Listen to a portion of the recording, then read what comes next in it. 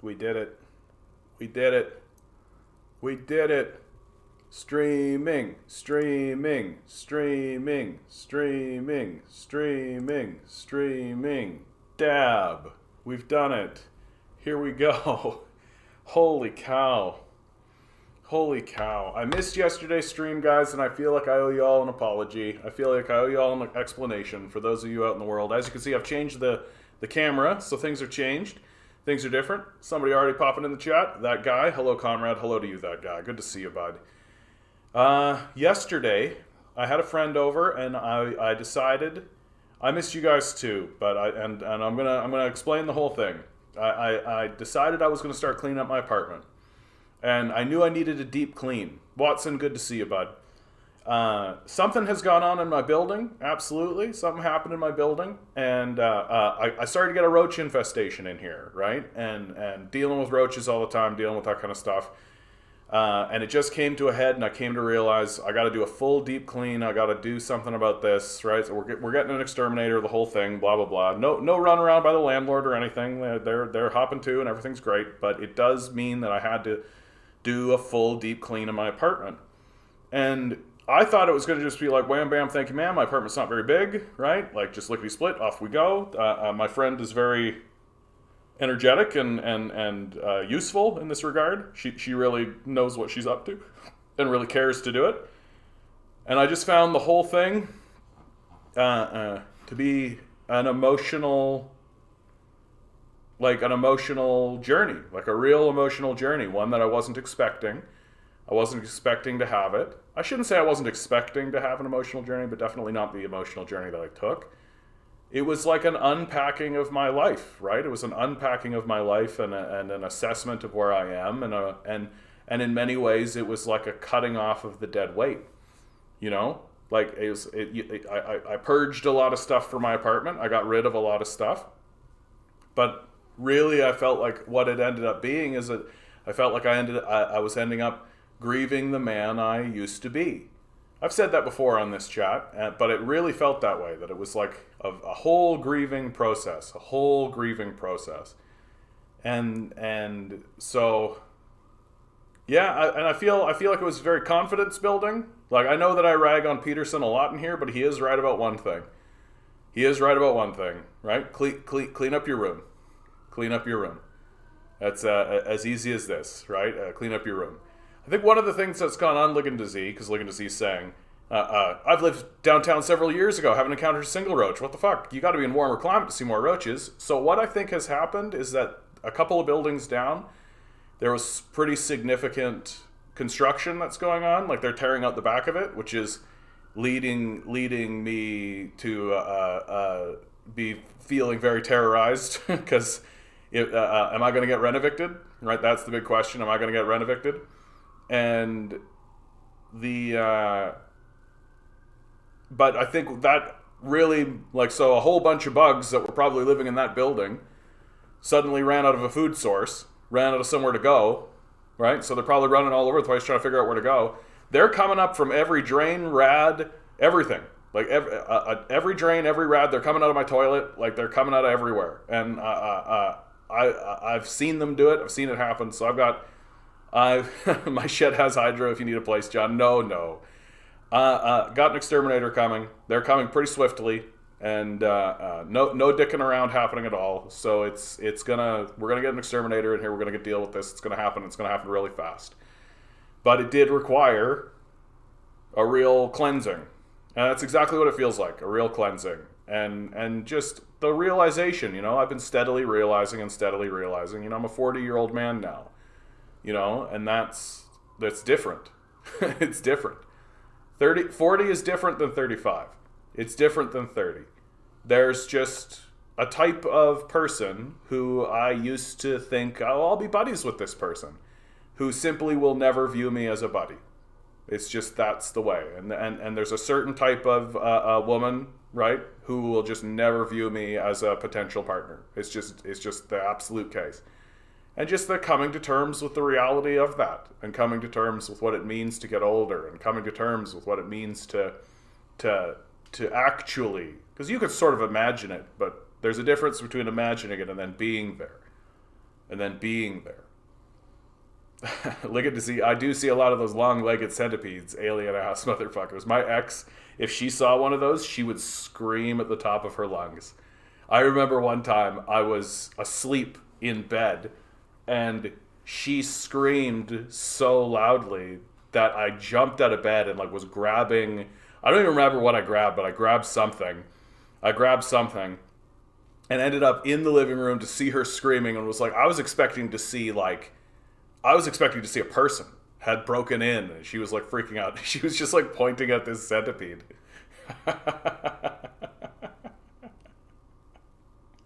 And then it became my duty, right? My household duty, my stalwart and honest and true duty, to dispose of said centipede. And I did so, verily, and forthwith, and forth. And I was happy to do it.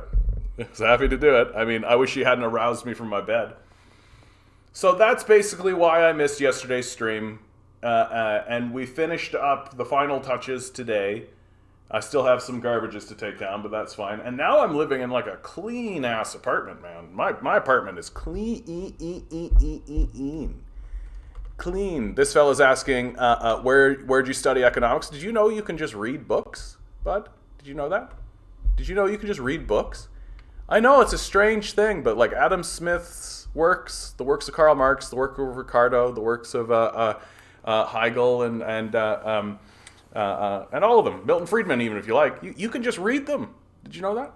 You can just read books. It's crazy, I know. There's a place called the local library. You can just go to the library, read books. Crazy, eh? Weird thought.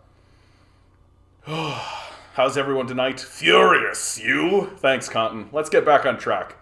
Enough of me and my soul searching and the existential plight. Yeah, do we have a TikTok economist in here? Not in YouTube, but I just was altering the thing and I took a look. From a more perfect union. A train has just derailed outside Detroit.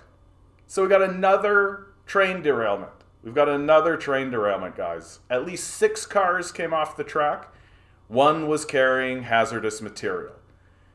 This, by the way, the same company that was responsible for the Ohio derailment. Like, I don't understand why people are defending this system of capital anymore. Like, this is so obvious, so obviously a failure of a capitalist system that is hell-bent on making profits and do not care. Stas, good to see you, bud. Do not care about the well-being of the environment, the people. They don't care who they hurt. They don't care who they hurt. Oh, by the way, 123, I didn't mean to ignore you. Good to see you, bud. Seraphim, good to see you too. Good to see each and every one of you. I hope you guys are having a beautiful, beautiful time out there, man. We doing kid talk today? Yeah, we got the TikTok running right here. How you guys all doing on TikTok? If you actually want to talk to me, it's right up there in the description, right? It's right in there in the description. Come to YouTube, right? I don't really respond to the TikTok for obvious reason, right? But you get a lot of Nazis. You get a lot of Nazis on TikTok. So I'd like to be able to keep control of the chat. Oh, I know, Milo. Milo, I don't have a blanket for you, dude. Milo, I don't have a blanket. I know, I don't have a blanket. I know, Milo. I know, life's so hard for you. 1 second, guys. I gotta save my dog. He's having a little doggy crisis. You know, as little dogs are apt to do. Do you want to lie down, my man? Is that what this is all about? You want to lie down? Have a snooze? Yeah, you do, my little man. Good for you. He's gonna turn 12 in August, so he's little over 11 and a half, so he's an old man now. He needs to snooze. He needs to sleep. Yeah, gee, wouldn't these train issues have to do with the U.S. government rail union bureaucracy sellout a couple of months ago? Yeah. Methane rule 1. Never engage with the TikTok. I mean, I don't know, man. TikTok is TikTok. It is as it is. I hope they're all having a beautiful time out there in TikTok world. We got beautiful people who are in the chat right now, and they came in from TikTok, so can't complain. We've got the bingo. We're ready for them.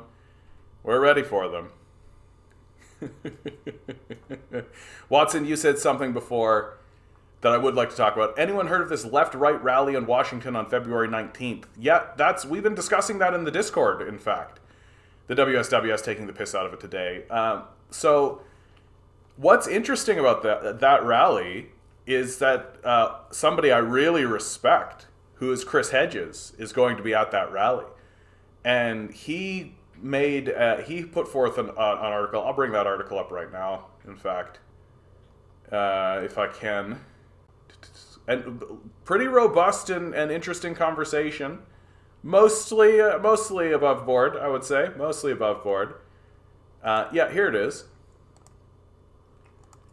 And Hedges' position, there are no permanent allies, only permanent power.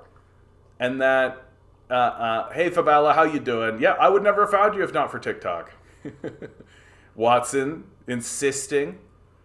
I think that there are people who feel that way, Watson, and I think that your feeling is not completely unjustified. I think that to me it speaks to the desperation of the moment. That's the way I feel about it. So for those of you who don't know the full picture, right? So there is a rally happening on Sunday, February 19th. I will be at the this is Chris Hedges writing, I will be at the Lincoln Memorial in Washington at noon to speak on the anti-war rally, Rage Against the War Machine. There I'll be joined by Jimmy Dore, Dennis Kucinich, Ann Wright, Jill Stein, Max Blumenthal, Cynthia McKinney, Anna Parampil, David Swanson, and other left-wing anti-war activists I have shared platforms with for many years. I'll also be joined by Ron Paul, Scott Horton, and right-wing libertarian anti-war figures whose political and cultural opinions I often disagree with. The inclusion of the right wing has seen anti-war groups I respect, such as Veterans for Peace, refuse to join the rally. VFP issued a statement sent to me on Friday saying that to endorse this event would have caused huge disruption in VFP that had little effect on the outcome of the demonstration. The board of Code Pink asked its co-founder, Medina Benjamin, one of the nation's most important and effective left-wing and anti-war activists, to cancel her scheduled talk at the event. It's and then he goes on to sort of defend this merger of and I mean, but he does say that he's not willing to stand with Nazis, basically. Right? So there are hard lines. And I don't know. I don't know how to feel about it. One of the things that I tend to think is I don't think we're in a position to be able to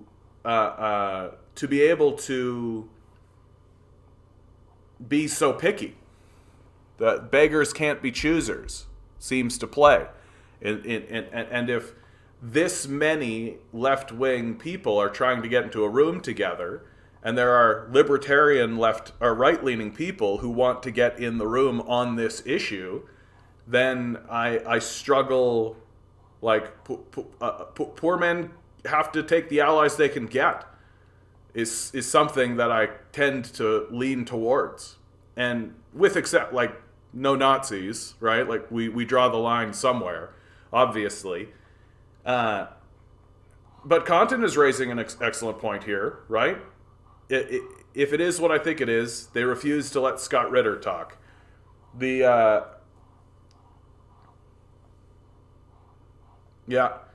And I think it's tricky. You know? Like, I feel like, especially here in Canada, like, I've got to feel like desperation is the word. Desperation is the word.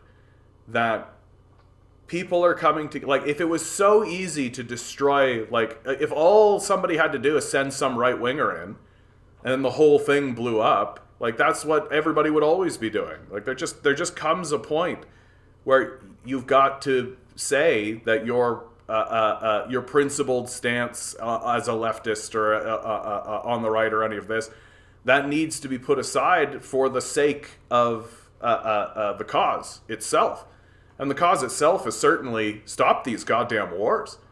Like, stop these crazy wars. Like, these wars are madness. What we are doing on the world stage, and I feel like we can agree on this. What we are doing on the world stage is madness. That it's going to be completely self-destructive. We are going to be blown up because of it. We're going to diminish significantly on the world stage. We're going to lose the respect of other nations, whatever respect we have left. We're going to lose these wars. All we're going to end up doing is murdering a bunch of people, our citizens and others, and alienate ourselves and isolate ourselves. That's really, and so I think this is bringing about a real state of desperation amongst intellectuals and amongst people on the left and the right. And like, the people who are coming into this rally, like, I mean, they're not Nazis. Like, that's something that I'm seeing a lot of people say, and I'm just like, these people, like, Ron Paul's not a Nazi. Like, he's not. Like, do you agree with everything that comes out of his mouth? Obviously not. I certainly don't. Right? But I can appreciate that even somebody who has a libertarian or conservative leaning is standing up and saying, hey, we should stop these wars. Like, and I guess, what's wrong with that, really? What's wrong with that idea? Like, it's about the nihilism of the pseudo. Like what are they supposed to do? Not do it? Like, what are they supposed to do? Not show up? Is that the response? So just cancel the rally? Is that it? And then the right wing can have their rally and the left wing can have their rally and be completely ineffective? Is that the answer? Like, I just think that we are looking at a situation where there are no easy answers. There's no easy way forward. There's no good way forward. And we have to start making decisions based on what's going to be the most effective and what's going to be the most powerful. Because that's all the ruling class cares about. That's all they care about. They're not going to be swayed by good arguments. They're not going to be swayed by... they're not going to have a come to Jesus moment. They're not going to stand up and be like, we're gonna do it because it's the right thing to do. You know, like that's really not going to happen. If the needle moves, it's going to be because there's a mass of people across a political spectrum who are outside their door demanding something be done that represent a clear and existential threat to their personal power. That's the only way the needle will move. And I've as I'm talking about even now, I actually feel like I tend to agree with Hedges that if your goal is moral purity, then you'll have that and lose. Like, that's really what it comes down to. You can have your moral purity, right? You'll have it all the way to the grave, all you want, and nothing will happen. And that just seems to be the truth of it. So you kind of got to pick. You got to pick which one you want. Right? Do you want your moral purity? Do you want your certitude in your position and to exclude those who don't meet the merit of your moral purity? Or do you want to be effective?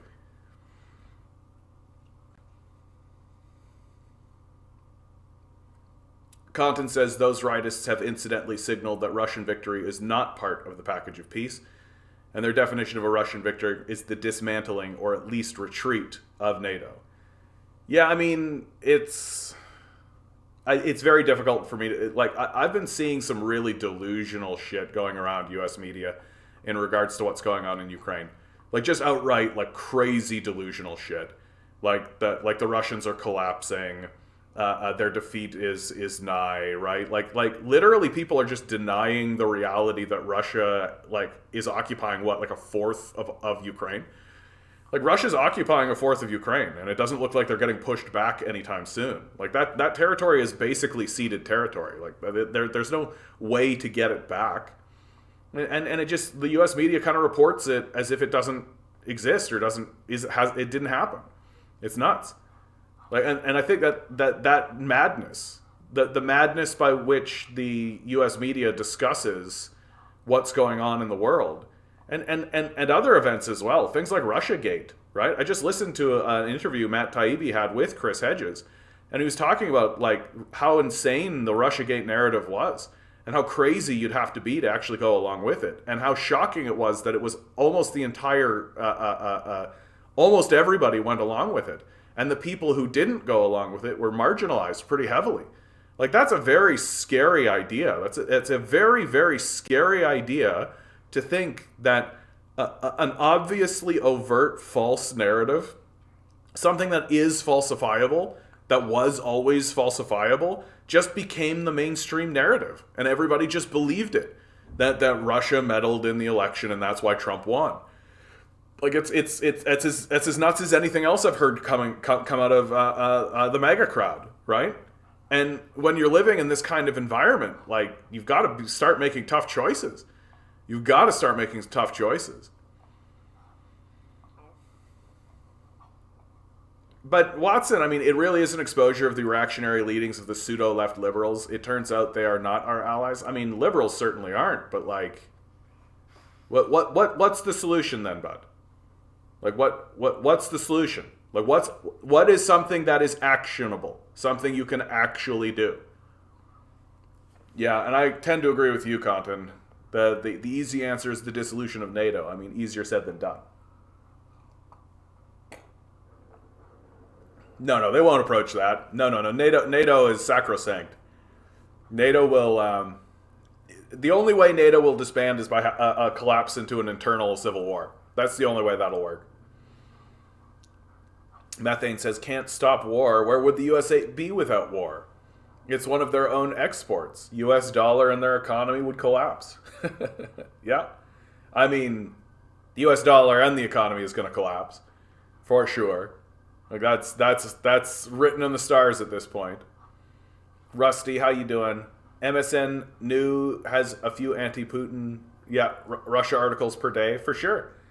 And all of them are just steeped in lunacy. Like, they're all nuts.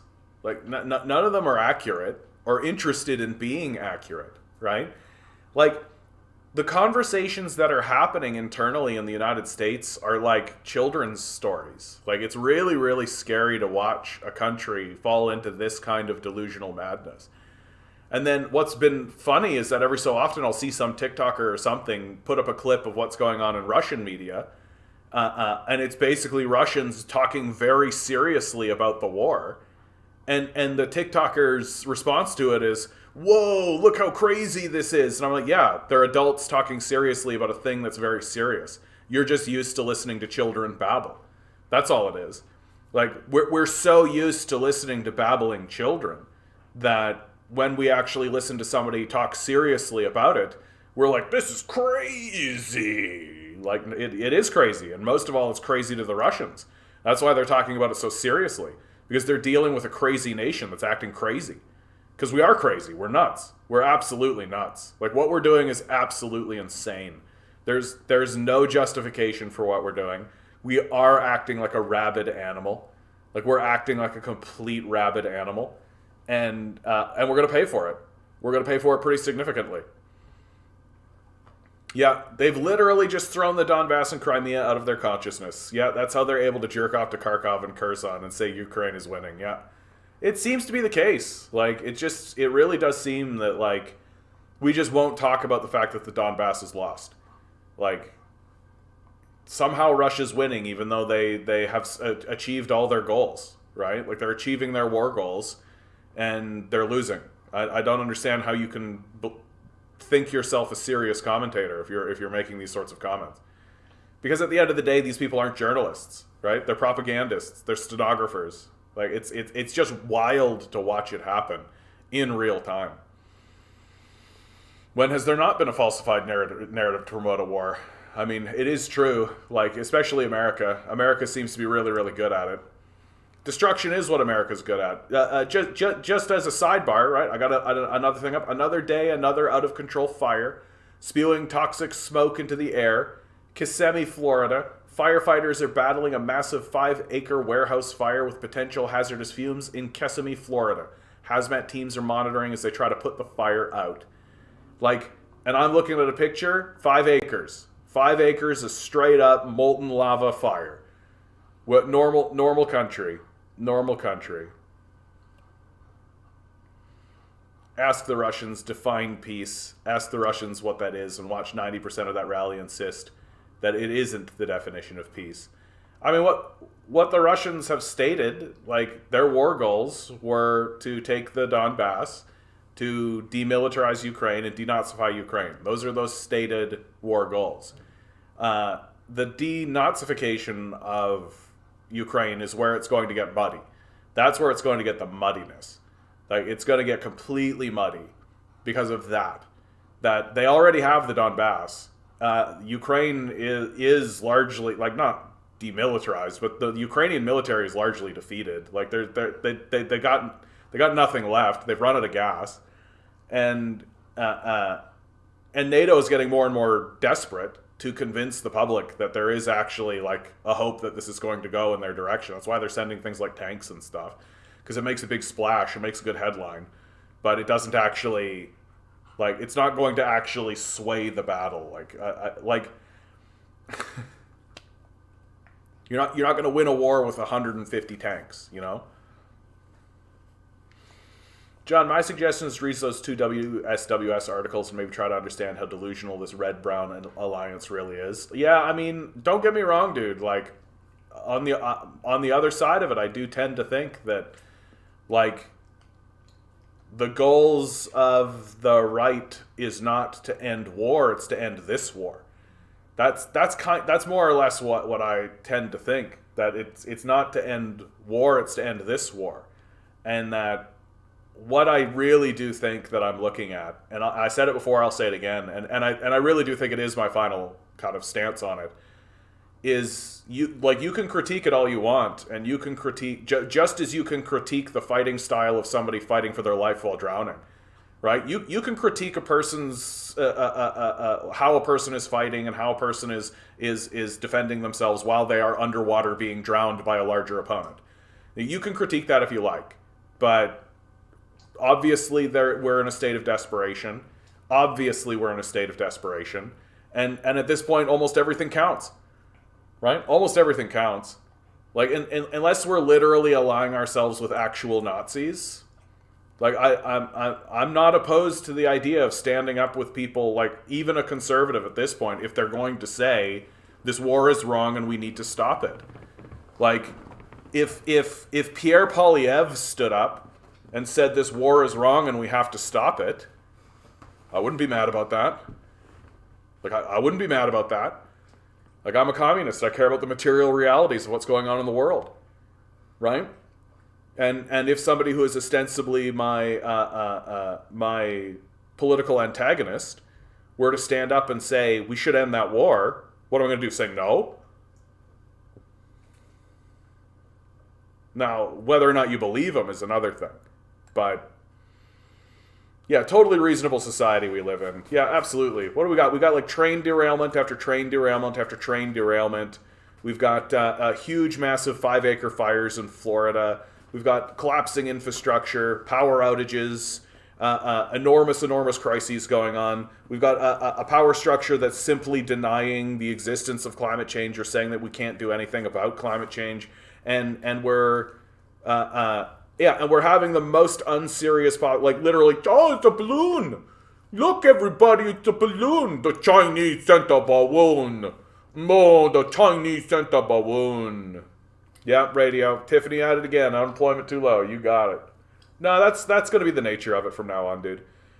Like, the solution is always going to be make more people unemployed.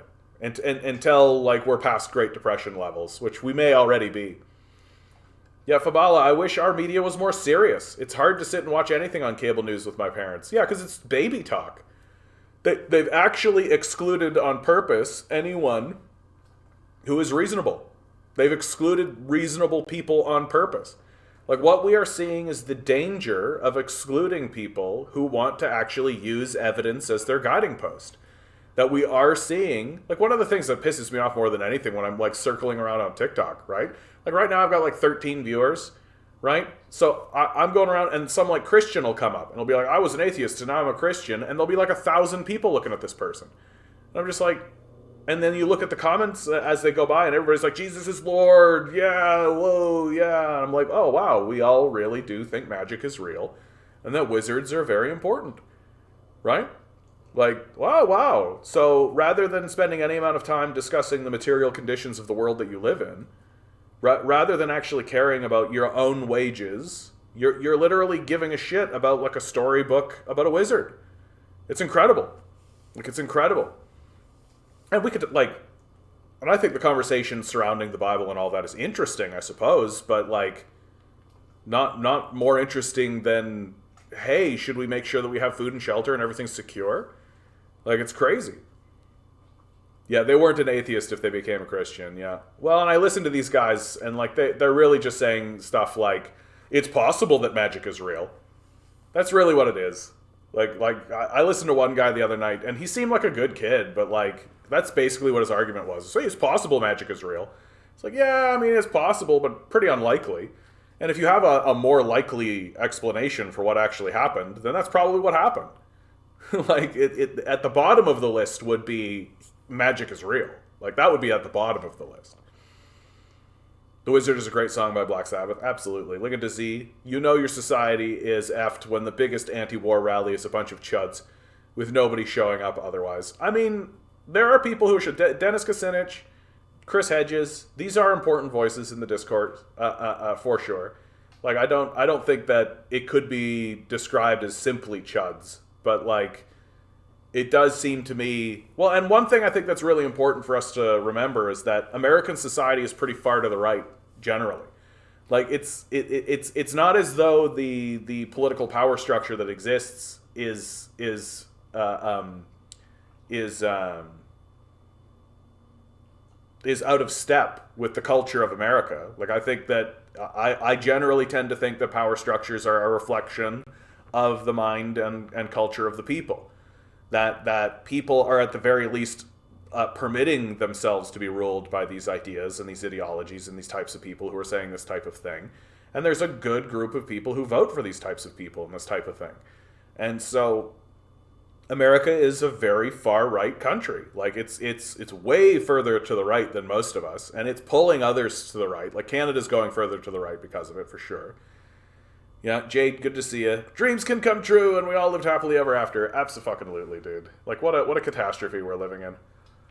What a catastrophe we're living in. Speaking of catastrophe, I do want to go through this article. I think it's an important article. I think it's one of the most important articles in the society today. The dead center of the culture, as far as I'm concerned, is the Ohio derailment and the Jeffrey Epstein story. And if you are not talking about these derailments as they are happening, and if you're not talking about Jeffrey Epstein, then you're not actually talking about your culture. From the Insider magazine, at least 20 Jeffrey Epstein victims were paid a total of $1 million through JP Morgan accounts, newly unredacted lawsuit alleges. At least 20 people who were the victims of Jeffrey Epstein's trafficking ring were paid through JP Morgan Chase accounts, according to recently unsealed details from the U.S. Virgin Islands lawsuit against the financial institution. The documents were part of the Virgin Islands government's lawsuit against JP Morgan Chase, originally filed in December, accusing the financial firm of facilitating the now-dead pedophile sex trafficking scheme and ignoring red flags that should have halted activities on his accounts. The U.S. Virgin Islands filed a significantly less redacted version of the lawsuit on Wednesday, which includes a fuller accounting of the claims. It alleges Epstein had 55 different accounts with JP Morgan Chase, worth hundreds of millions of dollars, and used funds in those accounts to collectively pay victims more than $1 million between 2003 and 2013. These women were trafficked and abused during different intervals between at least 2003 and July 2019, when Epstein was arrested and jailed, and these women received payments, typically multiple payments, between 2003 and 2013 in excess of $1 million collectively, the court documents said. Emails cited the lawsuit suggest even JP Morgan Chase CEO Jamie Dimon was knowledgeable about Epstein's involvement with the financial institution. JP Morgan's banking relationship with Epstein was known at the highest levels of the bank, the lawsuit says. For instance, in August 2008, internal email states, "I would count Epstein's assets as a probable outflow for '08, 120 million or so, as I can't imagine it will stay pending Diamond review." Jess Staley befriended Epstein while he was supposed to look for red flags, the lawsuit said. The newly unsealed portion of the lawsuit in particular details interactions between Epstein and Jess Staley, a longtime executive at J.P. Morgan. He later stepped down as the CEO of Barclays Bank after a probe into his relationship with Epstein. Staley visited Epstein's home in the U.S. Virgin Islands and even corresponded with him while he was incarcerated after pleading guilty in 2007 to soliciting sex from a minor. Between 2008 and 2012, Staley exchanged approximately 1,200 emails with Epstein from his J.P. Morgan email account, the lawsuit says. These communications show a close, personal relationship and profound friendship between the two men, and even suggest that Staley may have been involved in Epstein's sex trafficking operation. Epstein emailed Staley multiple pictures of women, which remain redacted from the lawsuit. The two also exchanged emails describing how they had fun together and referenced Disney princess movies like Snow White and Beauty and the Beast.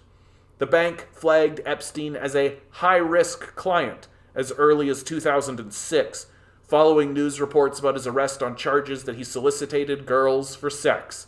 Despite their closeness, J.P. Morgan permitted Staley to oversee Epstein's accounts at the bank and even tasked the executive with discussing the human trafficking allegations against him, the lawsuit says.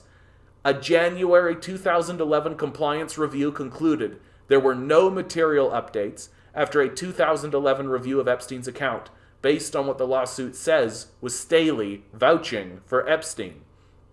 Jess Staley discussed the topic with Jeffrey Epstein, who replied there was no truth to the allegations, no evidence, and was not expecting any problems. We will continue to monitor the accounts and cash usage closely going forward, the note stated, according to the lawsuit. Unsealed portions of the lawsuit appear to show internal emails from J.P. Morgan employees to outline how the bank knew Epstein was a high-risk client, but continued to provide banking services to the financier. According to the suit, after new allegations of child trafficking emerged against Epstein, a number of J.P. Morgan's risk management divisions asked in a 2010 email, "Are you still comfortable with this client who is now a registered sex offender?" A spokesperson for J.P. Morgan Chase did not immediately respond to a request for comment. Earlier this month, the bank asked the judge overseeing the case in a federal court in Manhattan to dismiss the lawsuit. Lawyers for J.P. Morgan said the U.S. Virgin Islands government had access to the same information about Epstein's finances as they did at that time, and that it was greedy after already arriving at a $100 million settlement with Epstein's estate. Having sought and obtained more than $100 million from Jeffrey Epstein's estate and businesses for damages caused by his sex trafficking crimes, the U.S. state's Virgin Islands now casts farther afield for deeper pockets, lawyers for J.P. Morgan wrote. No, you goddamn motherfuckers, we're trying to put you in jail. We're trying to get you in jail, you understand? Jail or nothing happened. Jail or justice didn't happen. Jail or justice didn't happen. These people are saying, oh, they're just trying to get more money out of us. No, we're trying to get you in prison. We're trying to get you in prison so that you can stop raping little girls. That's what we're doing. We're trying to make sure that you pedophiles, you psychopathic rapists, will stop raping children with your celebrity friends. This story is the death of American culture. That we have names like Eminem, Tom Hanks, fucking Tom Hanks, right? America's everyman has been to Jeffrey Epstein's island. Oprah went to Jeffrey Epstein's island, right? Everybody gets a new car with a little girl in it. Like, this is who these people are. And if you still are going to turn on the TV and watch their stuff, knowing that when the camera cut and they turned around and were raping little girls and boys, then there's something fundamentally wrong with you. There's something fundamentally wrong with you. With you. There's something fucking wrong with you if you think that that's okay. Oh, Jim Carrey, right? Jim Carrey, right? Lovable Ace Ventura, oh ho ho, right? Like this is your society. This is your culture now. That this story, what the Jeffrey Epstein story is doing is it's going to kill American culture. That there is no value in it. That all of the things that you were watching and enjoying, right? All of the things that you were like, oh, wow, like, yeah, Tony Stark, ha, ha, ha. Robert Downey Jr., right? Robert Downey Jr. Like, all of your heroes are pedophiles. All of your childhood heroes are pedophiles. All of them. And it's only a partial list that they released. Right? And they released the partial list of celebrities to distract from this. The actual serious people in this. These are the money guys. These are the people who should be hung in front of the populace. These are the people who should be taken out. No one else. Like, if these guys don't get taken out, then there's literally no justice. And so, and we know it's not going to happen. Like, we know it's not going to happen. We know that these people are going to be safe.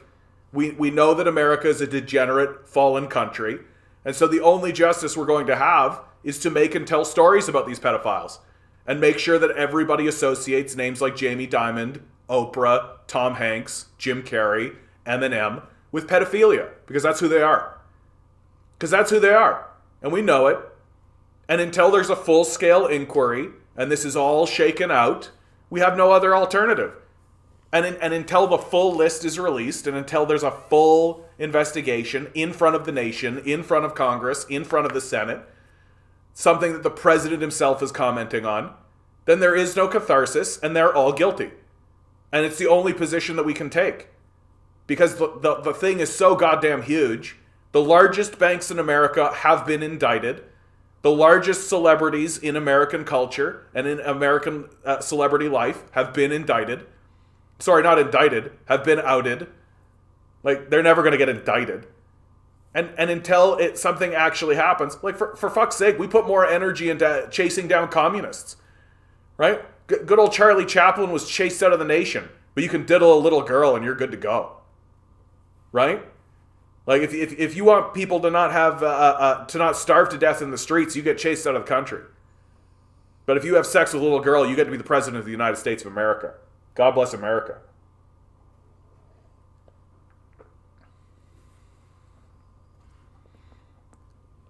It's absolute madness. I'm currently living with my parents. This is from Fabala, as I lost my job.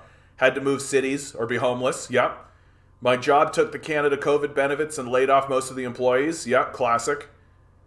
And yet most people I know won't want to talk about the realities of what's going on in the world or even Canada because they feel helpless. They feel absolutely helpless.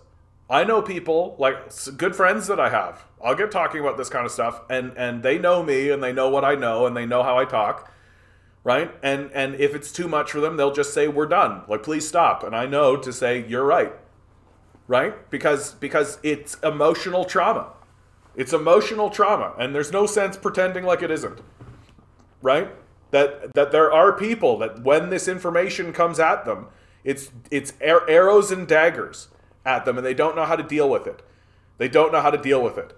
And then there's some of us who are the opposite, where if we don't talk about it, it's worse.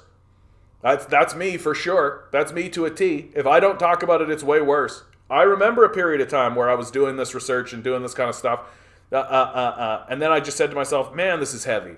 I got to separate myself from this. And I could see that it was having an impact on the people around me. And for about a year, maybe two, I just like kind of detached. Ignorance is bliss, and it made it worse. It made it way, way worse for me. It was harder, way harder to live in this reality without talking about it, without discussing it. And so here I am. Here I am. It's this or talking to myself in a room. Like, the madness of the society, the fact that, like, literally the dead center of our culture is a pedophile story. And that there are still people, I bet if I glance, yep, this guy needs to see a therapist, to be honest. Yep, thanks, bud. We're an unserious people, and you just proved it, bud. Very simple, very straightforward. Like, Jesus Christ. Yeah, who wants to know anything about the world? People who know things about the world and want to discuss the things that we know in the world, they're the problems. Completely unserious.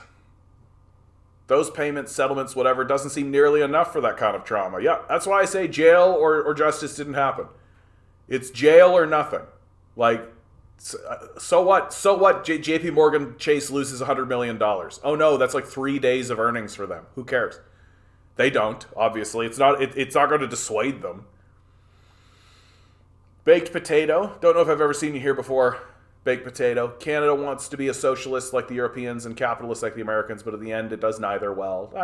We're regressing pretty hard on a lot of our social systems. Like, we're regressing pretty badly. We're trying to privatize our healthcare system. We're going through a pretty nasty system right now. Pretty nasty period of time. We'll see if it sticks, but I mean, I don't see how we get out of it.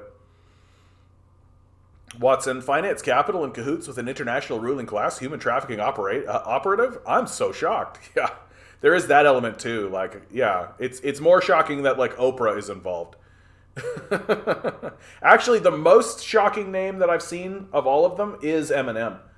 Eminem's the one that I was just like, no way, really? Fucking this guy? I really struggle with. I really struggle with that one.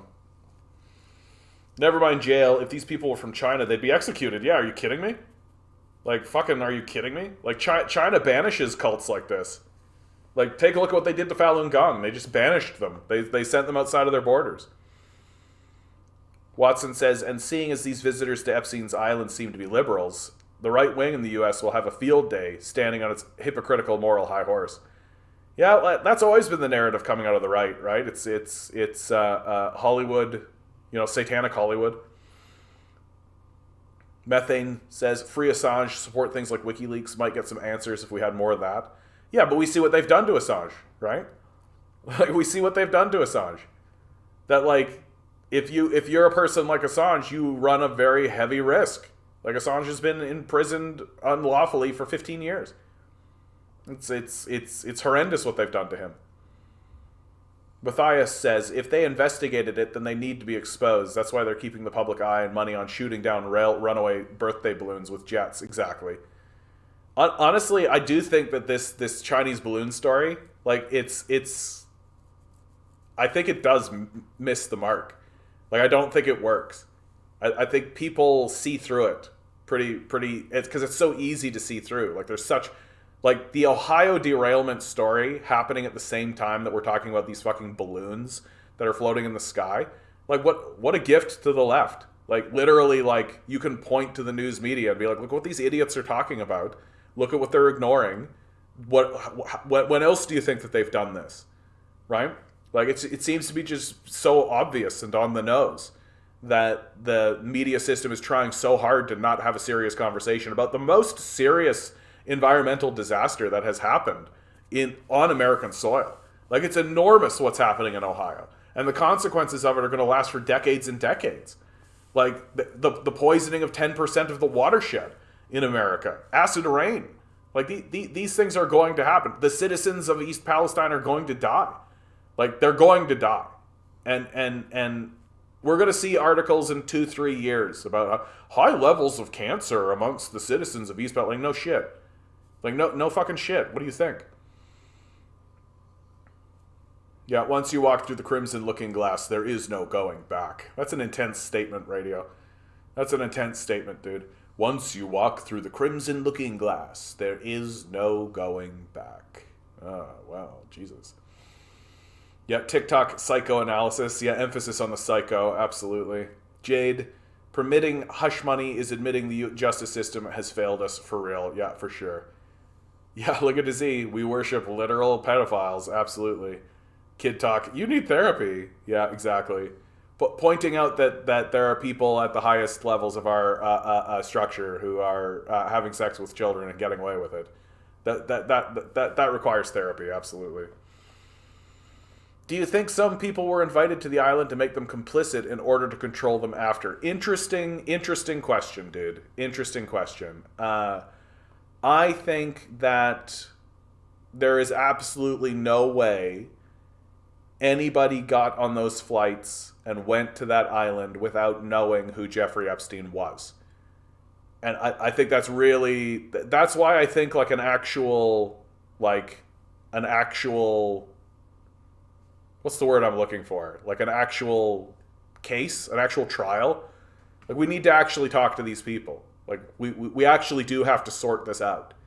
We actually do need to see the documents. We do need to have witnesses. We do need to discuss this. This requires a cultural catharsis. There's no two ways about it.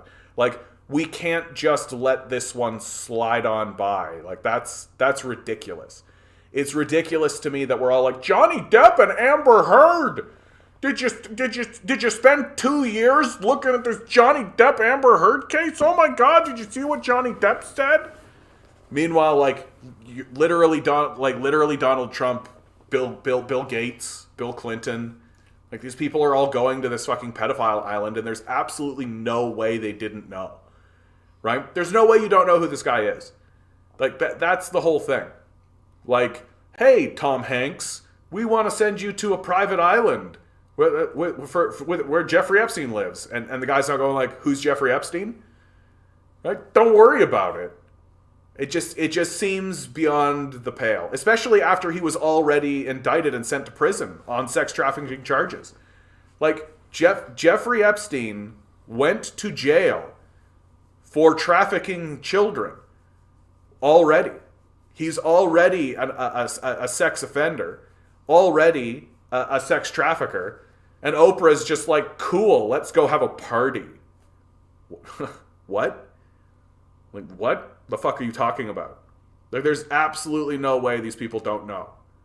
And, like, these people are surrounded by people whose job it is to inform them of these things. Like, you're literally telling me that their agent, their press publisher, their assistants, no one at any moment, at any point, at any time was like, Jeffrey Epstein is a registered sex offender who spent time in prison for it. Like, nobody went up to them and said, by the way, like, none of that. And if they did, and Tom Hanks or Eminem heard it, and was just like, oh, that's fine, let's go party. Fuck them. Fuck them to the ground. Like, fuck them. It's over for these people as far as I'm concerned. Like, if you're going to come up to me and play some Eminem, I'm going to spit at you. Like, fuck off with this pedophile shit. Like, it's just unbelievable to me. Yeah, China banished Falun Gong and we got the Epoch Times. Yeah. No state should be executing its people for any reason. I don't want to have that debate. I don't care to have that debate. Watson, Roadster, LMAO, the balloon stuff, WSWS today, U.S. media report calling into question balloon spy mission claims against China. Well, and for God's sakes, do I have it in front of me right here? I've seen that credible information coming out saying that the Americans knew it. The Americans knew that they had been tracking the balloon the whole time. I don't think I have it right in front of me. But, like, sure, this one. How's the bingo going? Haven't had any TikTokers make the way over. Only got 18 on TikTok. Hope you guys are doing well. If you want to come and talk to me directly, please, YouTube above. I tend not to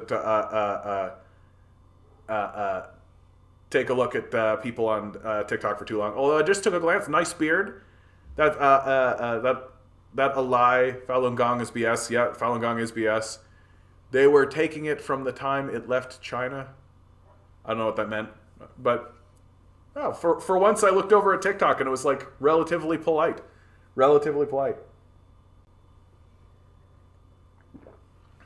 I don't think the death penalty should be used for civilian crimes. That's my opinion, right? Like, but I do think Hitler should have been hung. Like, when the Nazis were hung, I was like, good. Like, that's good. Yep, that's right. You know? Like, I think that there is a line. I think that it exists. And, I mean, I think if you, like, drop a nuclear bomb on a civilian target, you should probably die for it. Like, I'm not,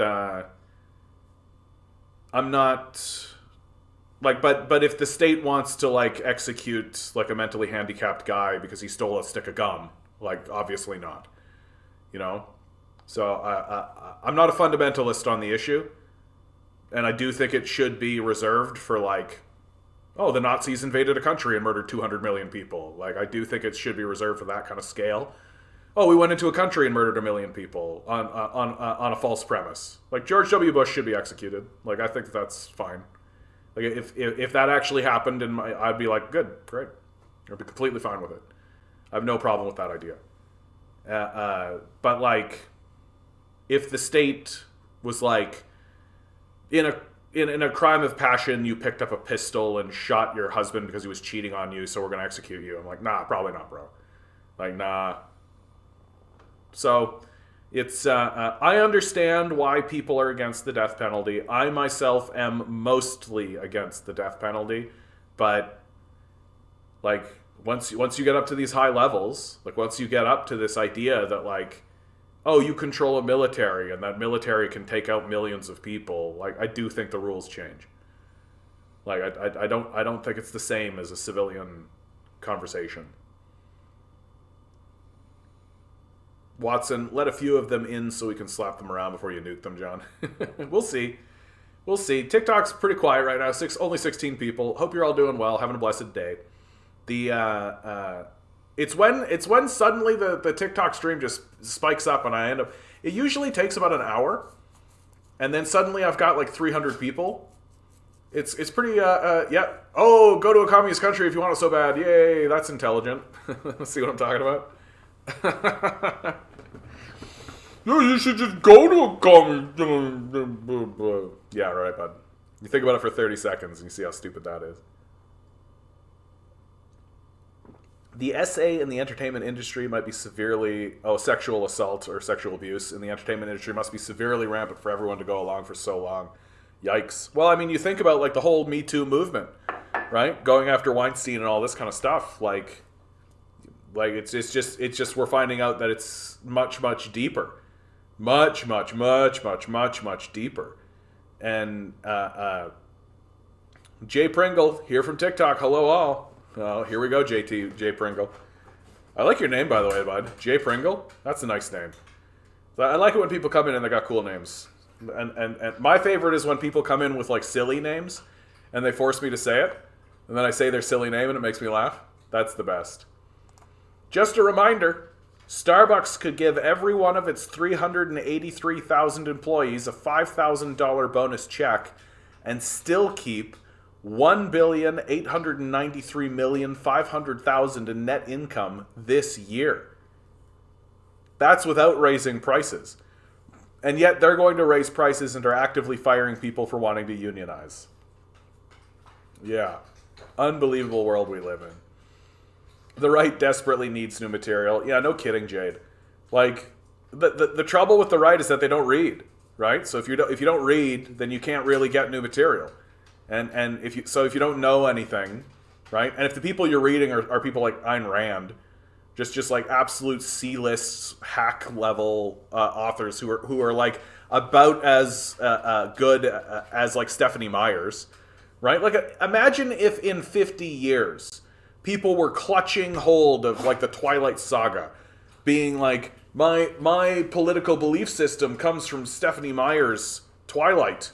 I think that the way that she discusses the relationship between the vampires and the vampire society and the werewolf society is absolutely how we should be struggling to organize our society. Like that's basically what I hear when I hear these Ayn Rand stands talk. Like, go read their fucking books. The whole thing, from page 1 to the end, is a woman jerking off to a powerful man. That's all it is. It's literally just Ayn Rand rubbing one out to a dude she thinks is hot. That's the whole fucking book. And then United States congressmen and senators, United States congressmen and senators hold up these fucking obvious porn fantasies of a smitten, infatuated woman towards a powerful man, and say, this is my political belief system.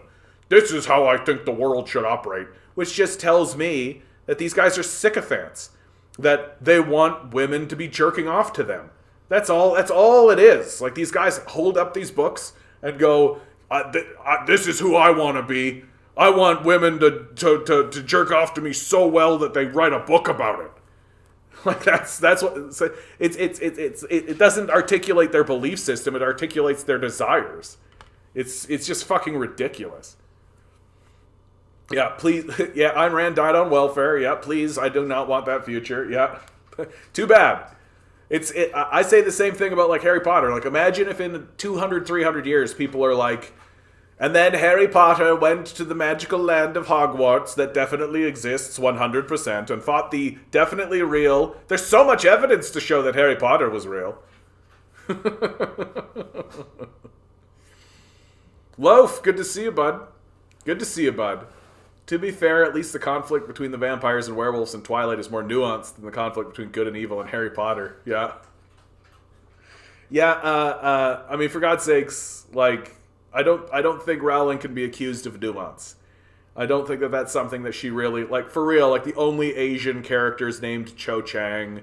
The black character is named Shacklebolt. Like,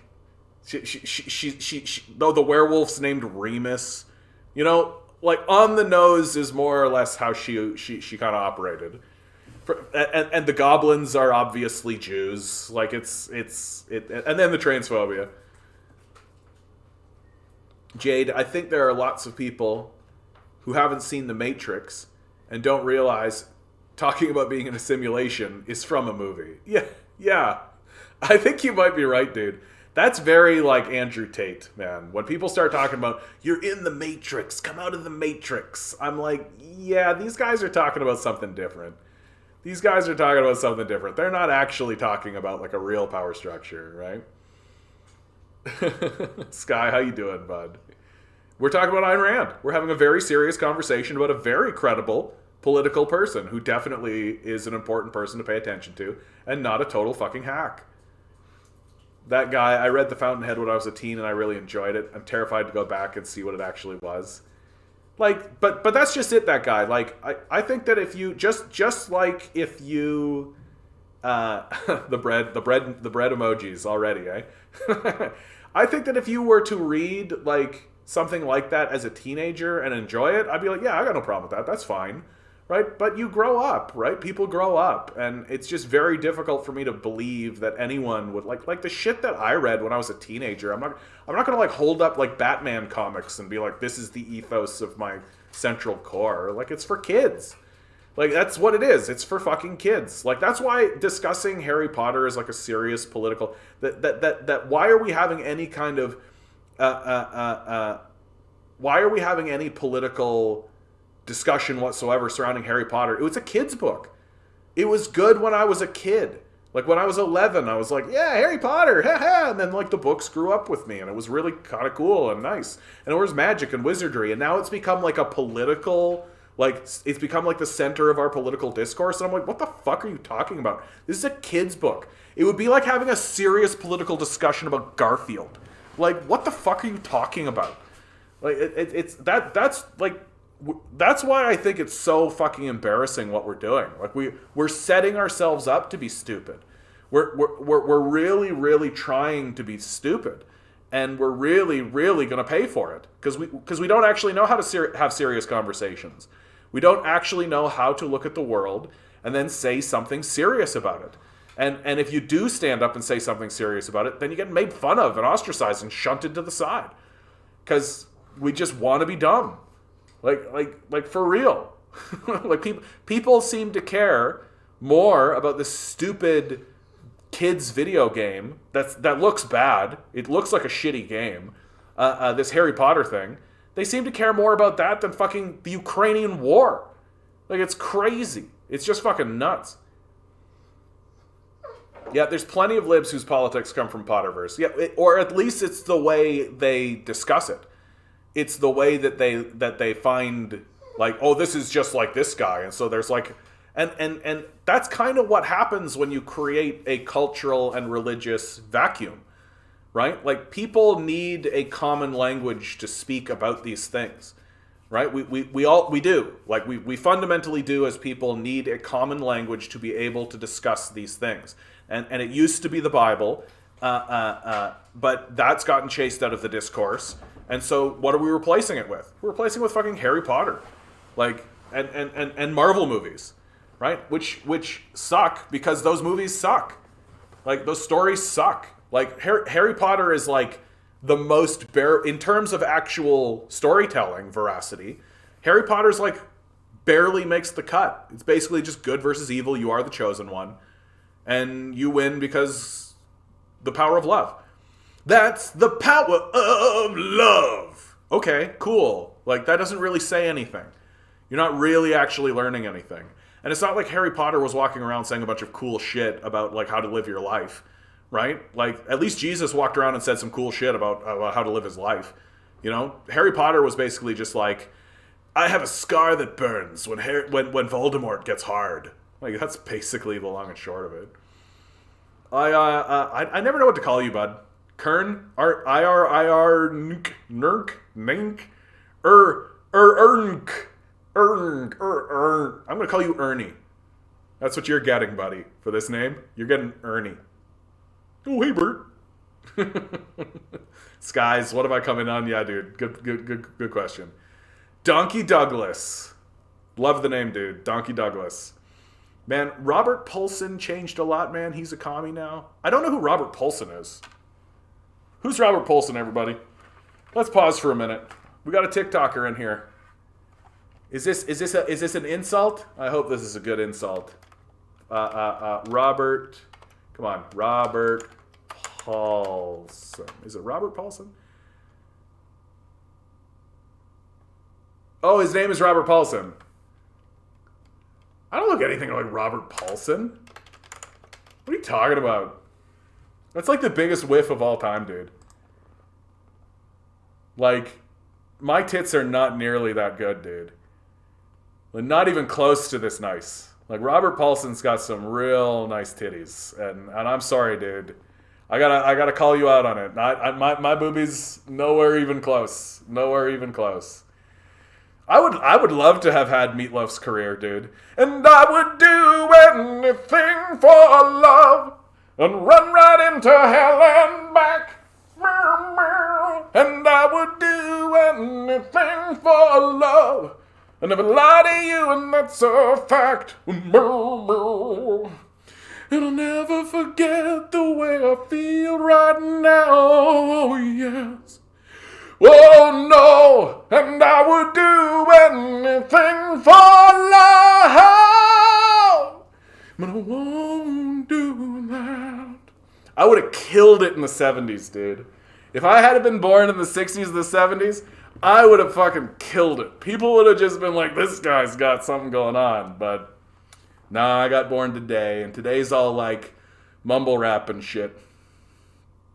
Remind me more of the dude. Yeah, the dude abides. Yeah, I see it. I see it.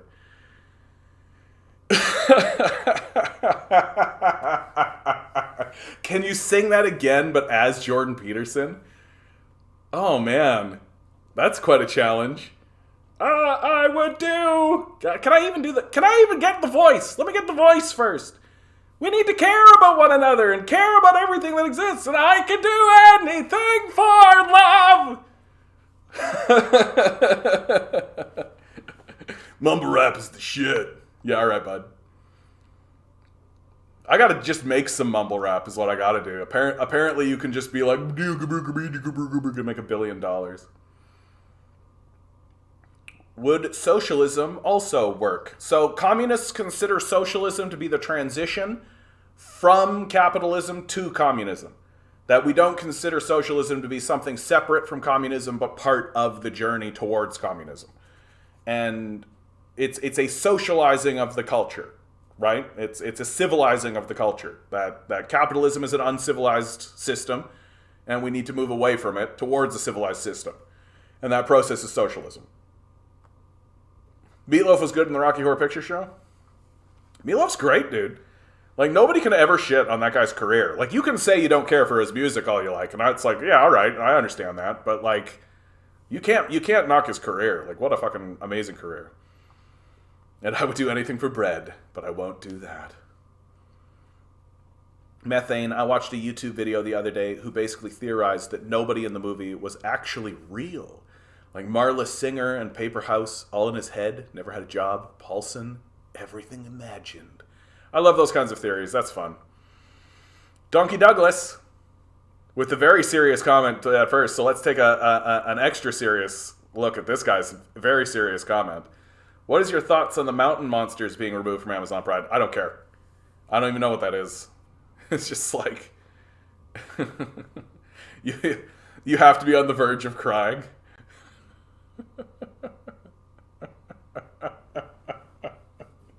Dude, what a ridiculous... What is happening right now in the chat, man? You guys are just like, sing Meatloaf's I Would Do Anything for Love with Jordan Peterson. But as Jordan Peterson. And I would do anything for love. I would do anything for love.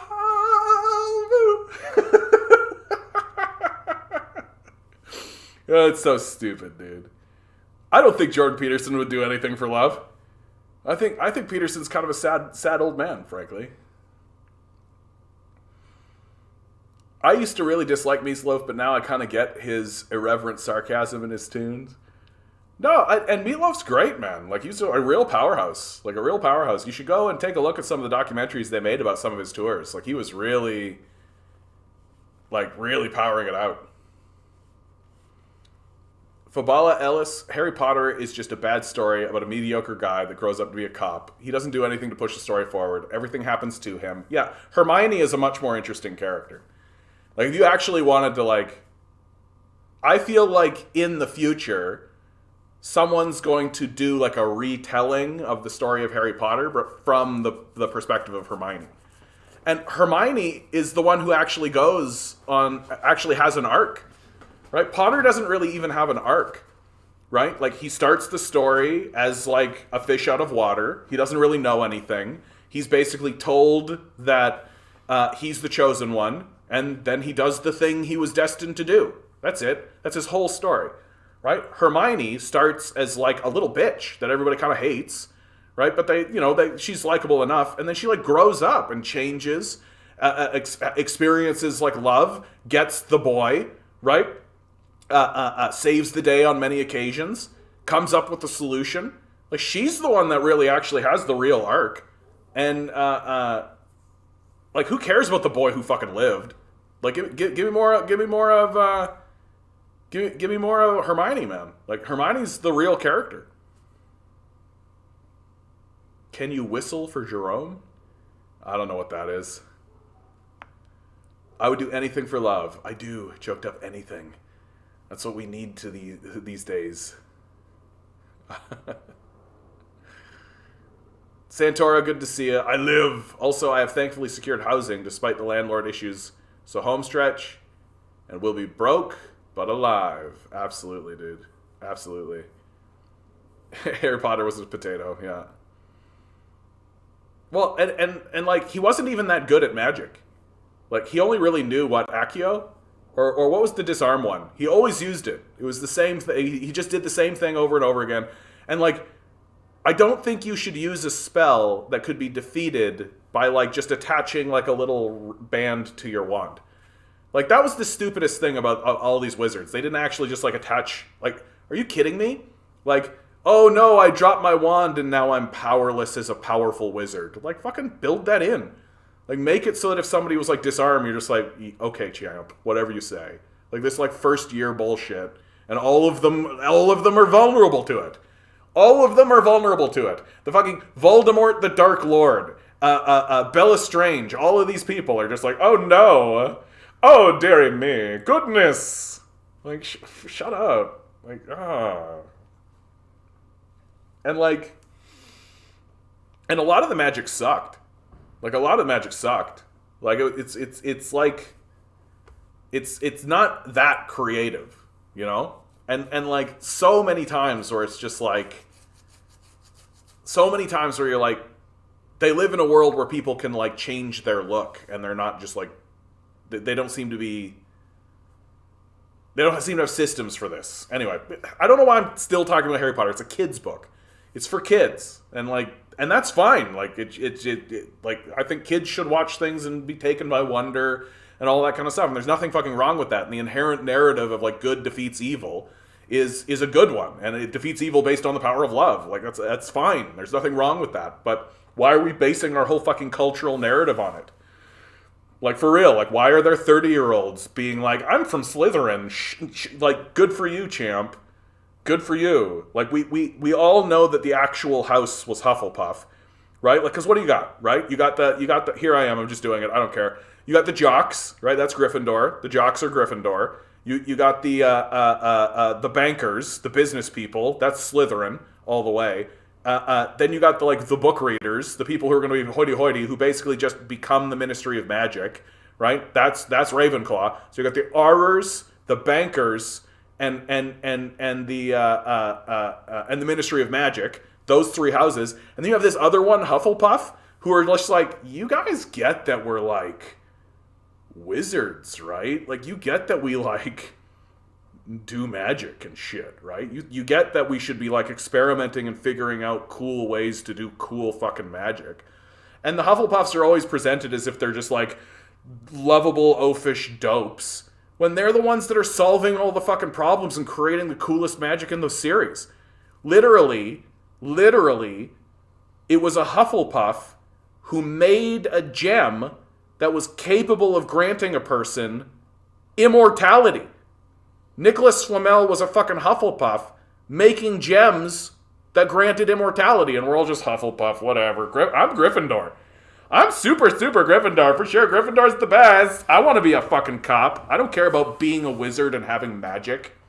Like...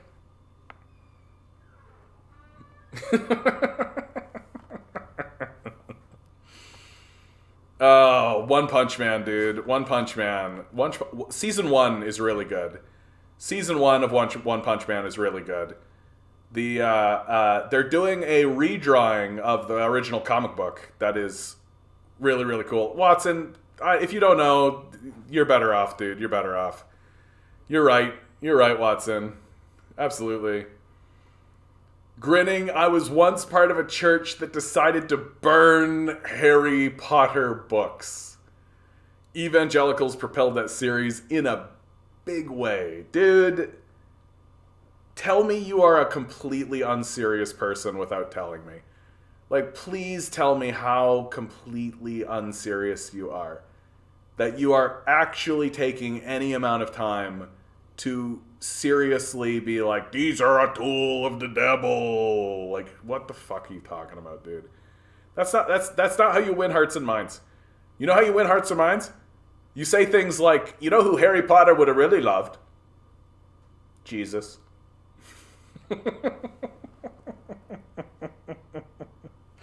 Hey kids, let me tell you about the first chosen one.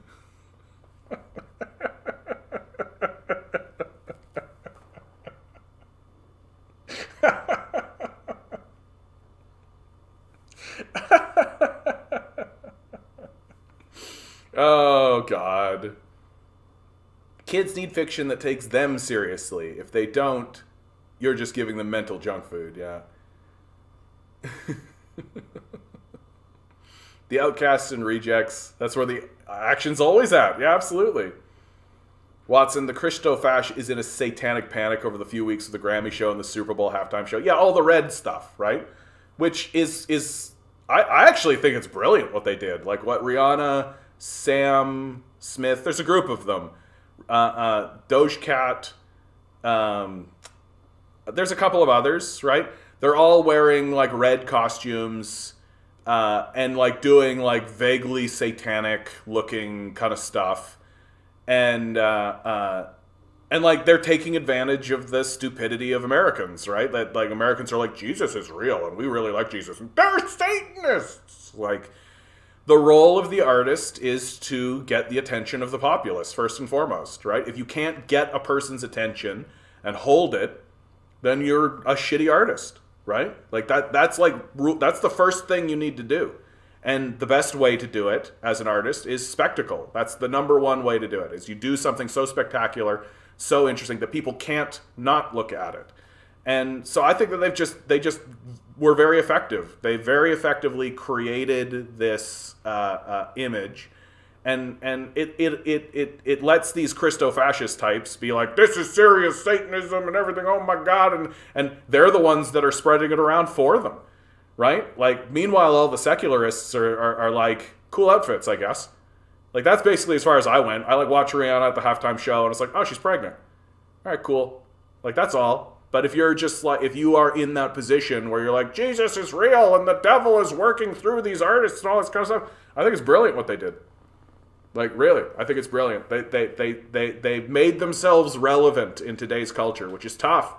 It's really tough, dude. It's tough to do something artistic and get mainstream attention and become relevant. And it's pretty clear that that group have come together. And I suspect that over time, it'll become more obvious that they are a group that's like working together in order to do exactly that kind of stuff. More obvious than this. Like maybe they'll do like a film, or maybe there'll be some kind of event where they like really do something. Because I think that this is very successful and that they should continue working together if they're going to have this kind of success culturally. Like, good for them. Big ups on the art. Jade, everyone, hold on. Luminardi Eye? What the hell are you talking about, Ligand Z? Is this some more Harry Potter shit? I think I'm done with Harry Potter. Jade, everyone should immediately distrust anyone trying to limit their education. Yeah, absolutely. Absolutely. And like, I don't... we should constantly be reading all the time. Like, we should constantly... Like, audiobooks should be, like, the thing. It's wild to me how much we worship stupidity. And it's the intentional stupidity now. Like the decline of journalism and the decline of genuine news, like, is going to be really detrimental to our culture. Because what it's doing is it's creating a very dumb populace. That we believe very dumb things. And if you believe very dumb things, then you're just going to be dumb and make dumb decisions. That's fundamentally why I'm like deeply concerned about this like resurgence of these like, I was an atheist who was once, I was once an atheist and now I'm a Christian, and like there's all this like rising up of Christian, because if you genuinely believe that a man is going to come back at any moment, that a wizard is coming back at any moment, who is literally a wizard who is walking around, then there's like no depth to the shit you won't believe. Like that's a big problem, man.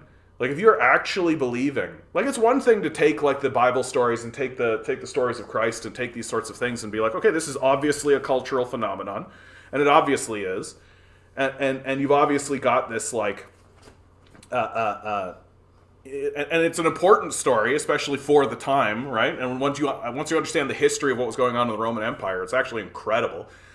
And it's pretty obvious why these stories were repressed. It's pretty obvious why these stories were destroyed, right? It wasn't the first time that happened, not the last time. Like, the theater gets banned and all of this kind of stuff. It happens all the time.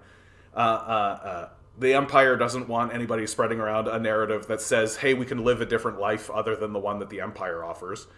And, but if you're actually trying to tell me that, like, Jesus was a wizard who was walking around doing magic spells and is coming back at any moment, that he is God in man, and that we should worship him and all that kind of stuff, then there's just literally nothing you won't believe. You're susceptible to anything.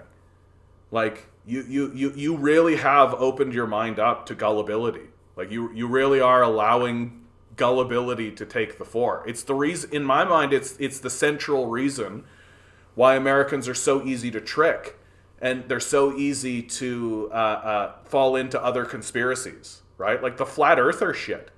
The flat earther shit's like that. And like Russiagate.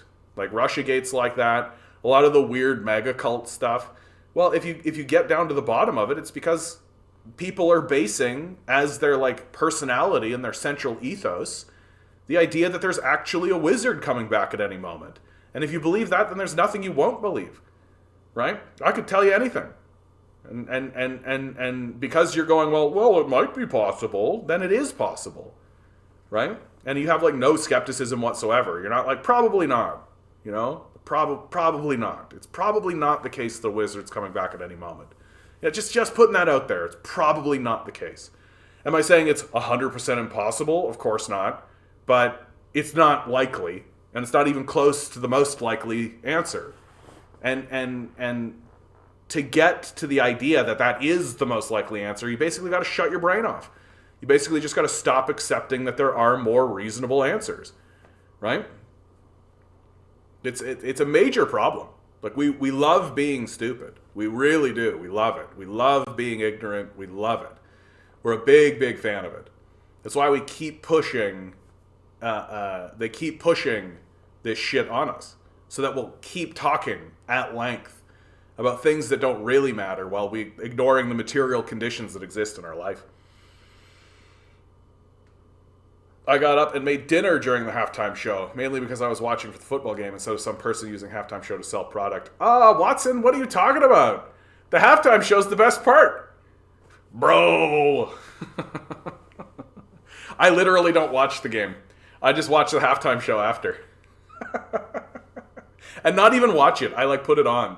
I actually think the most important part of the football game is actually the commercials and the halftime show, because most people, like, that's what people, there's so many people watching it that if there is such a thing as like a collective culture that exists in America, it's the commercials and the halftime show. Like, I don't really give a shit about the game. Like, it doesn't matter to me who wins and who kicks the ball the best or whatever. Like, none of that matters. It's the commercials and the halftime show that matter. That's where the actual culture is.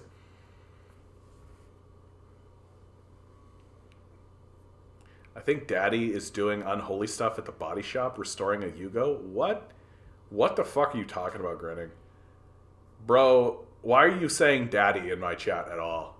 With a capital D, no less. Bro, what is happening, Grinning? What is happening? You want to walk that one back? Or forward.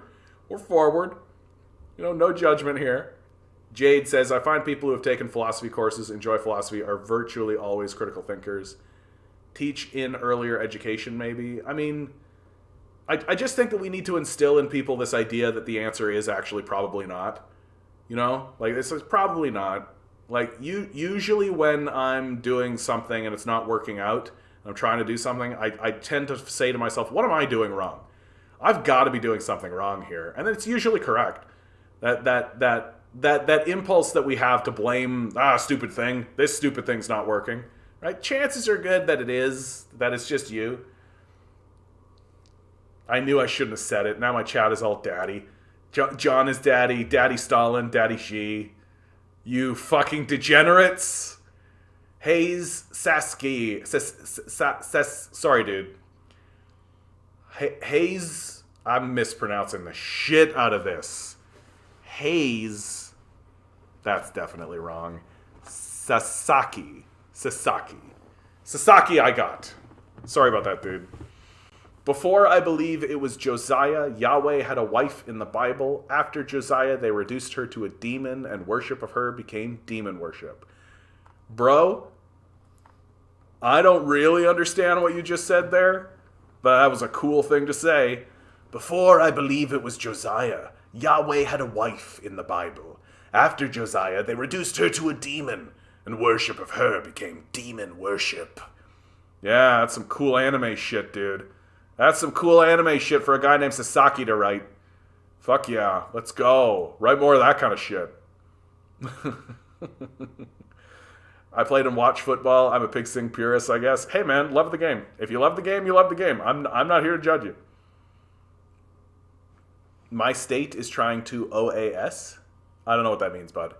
Jade, I'm Gen Y millennial and told at Gen Z we had football in high school and she seemed horrified. Is there not football in high school anymore? Is it all the concussion shit? Is that what did it? Everybody was just like, we got to get this out of high school because there's too many concussions and it's too dangerous. What a ridiculous game, dude. Like, I'm sorry, man. Football, God bless those who do it, right? But like, just, I don't know, just fucking do MMA. Just punch yourself, get yourself punched in the head a bunch. Like, get concussed. Like, what a crazy game. What a crazy idea that we should do this for anything, for any reason whatsoever. Pass a bill that prohibits, Compton says, they're trying to pass AOS, which is to pass a bill that prohibits drag shows to happen 1,000 feet from schools and children and something else. Yeah, just don't let trans people be trans people, right? Don't let drag happen. Like, it's weird. We're in a weird place. Like,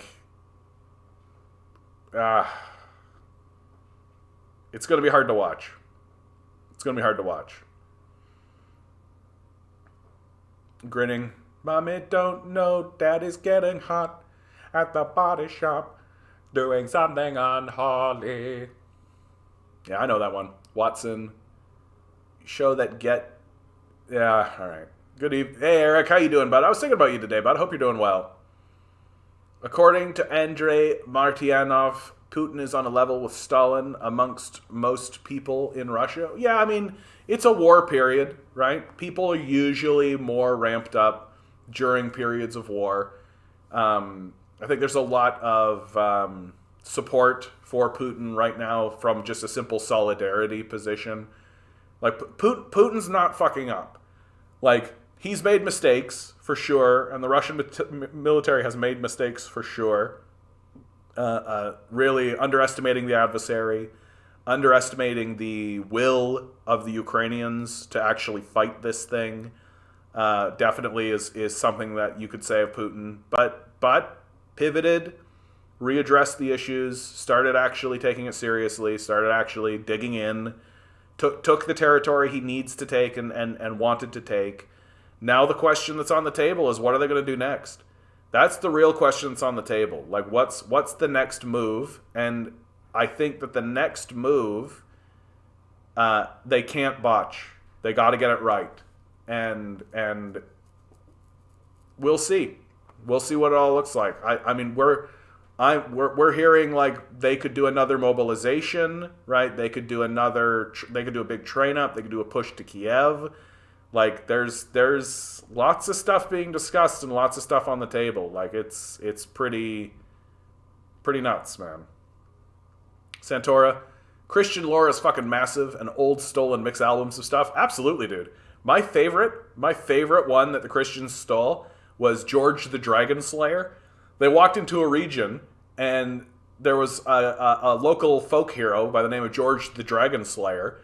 And it was just a story about a guy named George who went around slaying dragons, as one tells the story of, right? If you're not telling stories about slaying dragons, are you really telling stories? Come on. And the Christians were just like, oh yeah, George the Dragon Slayer.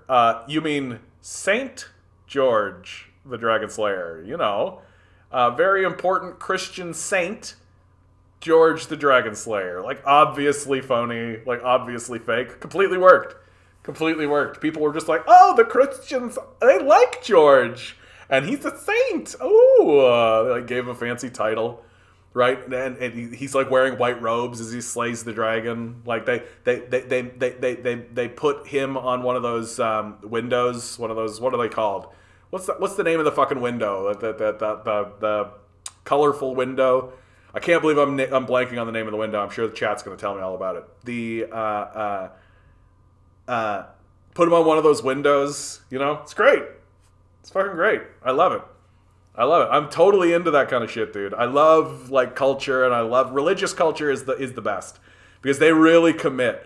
Religious culture really understands that, like, oh, you want to embed your culture into, like, a society? Build a fucking building.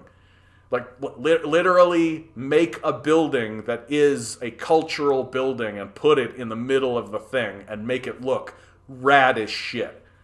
Like, fucking religious people understand that. Cultural people are like, I'm going to sing a song. Oh, we'll write a movie. And it's like, okay, so for this, like, brief little fleck of time, maybe the culture becomes, like the Beatles. We're bigger than Jesus, and now they're gone, right? And everybody's just like, I guess the Beatles. You literally have Gen Z kids being like, the Beatles are like boomer music, right? Okay, but like imagine the Beatles were a building that was where people did all their shit dedicated to the Beatles. Now you're fucking talking, right? Now you got a fucking culture. And religions have always understood that like, yeah, the culture is the buildings. The culture is the stuff. That like, and your culture is your stuff. If you walk outside and you're walking down the streets and you look at the buildings and you think this place is a shithole because all your buildings are shitty, yeah, guess what? You're right. Like, you're fucking right. Jade, yes, I see. Really philosophy breaks boundaries, which creative arts also do. Yeah, problems why they reduce that budget all the time, it seems. Yeah, you can't have a critical thinking society. You just can't. Not if you want to run capitalism.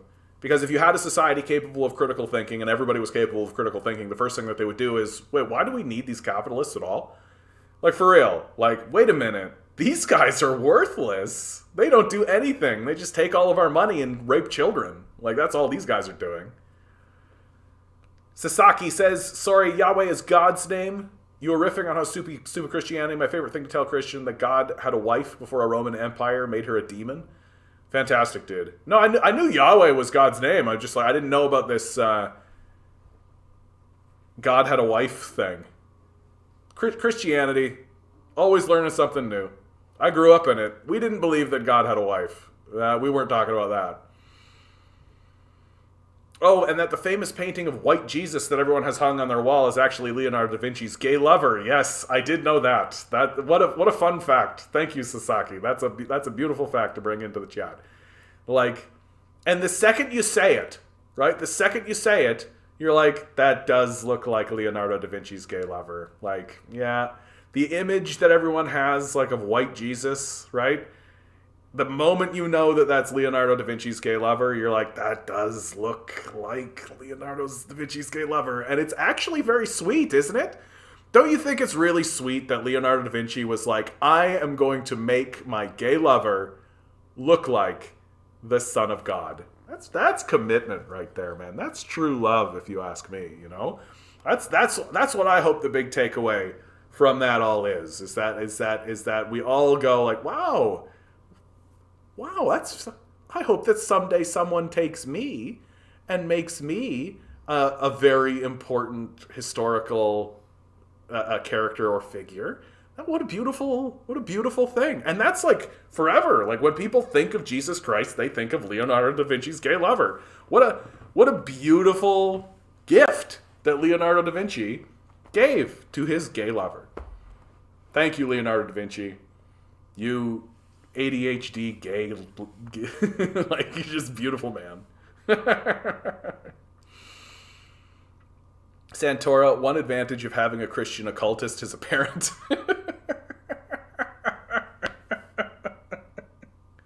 What a beautiful opening line, dude. What a beautiful opening line. I feel like we have collectively just decided that this chat is going to be a bit of a faff. I was feeling very serious today. I was feeling very serious yesterday, very serious today, and now I'm in here talking to you guys, and I'm like, I don't want to be serious anymore. I want to sing I Would Do Anything for Love as Jordan Peterson. And I would do anything for love. Yeah, that's nice. Eric says, looks like I plateau with long COVID where I don't really see any difference. Hey man, that's something. Right? If you're plateauing, like if you're on the plateau, right, it means that you're not going up or down or whichever way is bad for you. It's all downhill from here, which is great if you're on a bicycle. You just let your hands go, let the hill take you. I gotta finish this statement. One advantage of having a Christian occultist as a parent is the passive knowledge of a lot of strange things. Yeah, dude. I agree with that. Strange things are the best. Jade says, apparently they kind of did it because of the concussions. Yeah, we're talking about football now. They kind of did. Apparently they did it because of the concussions. Good for them.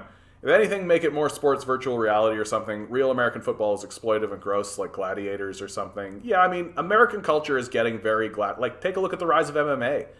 Like, mixed martial arts is like literally guys are like knocking themselves out. Like, and it's crazy. And don't get me wrong, like those guys are athletes, no doubt. Like, but what they're doing is nuts. And like that's really what we want to spend all of our time and energy paying attention to, is watching guys like go to war. Like, really? That's what we want to glorify? I'd love to see something that was more like, you know, hey, can we do something collaborative or cooperative, like something impressive along those lines? Eric says, the fall of Bakhmut is going to be a huge blow for Ukrainian morale. Yeah, I mean, any of these big cities, dude. Any of these big centers. We'll see how it goes. Stained glass. Yeah, it's the glass that's stained, you know. What's that called? When they make a window and the glass, it's got color on it as if it's been stained by something. And it's called a... the chat will tell me. Thanks, guys. Daddy Windows. Thank you, Grinning. Thank you. Yeah, Grinning's the only one that got it right. The rest of you got stained glass. That's bullshit. Daddy Windows. That's what we're doing. Stained glass Stalin. Santora says, no, I want to make a tabletop RPG cult which is determined to make the world sustainable so we can just work, then come home and play games. Yeah, dude. Like, it's so dumb to me that we've, like, built this ridiculous society where it's like, oh, yeah, like food is so easy to make. We make so much food that we can throw 40% of it away and be totally fine. We have all of these buildings. We've got so many empty buildings that it's absurd that we have any homeless people whatsoever. But yeah, make sure you work more than a fucking medieval peasant so that you can justify getting access to all this free food we throw away and live in these empty buildings that we don't use. Like, it's so fucking obvious how fucking stupid our society is. And like, irredeemable. Like, we can't redeem ourselves. Like, if we're going to move forward with this capitalist system, it's just going to be like this. And we got to change it. We got to change it into something more serious. So, something that's actually seriously interested in solving these problems in a serious way.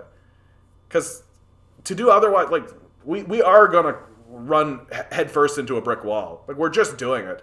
And boy, are we ever happy we're doing it. We're just like, USA, USA, USA, brick wall. And we love it. We're so happy that we're going to fail on this massive scale, making the absolute stupidest decisions that I think a culture can make. The deindustrialization of America is easily the stupidest thing that any culture has ever done. There is just nothing of that scale.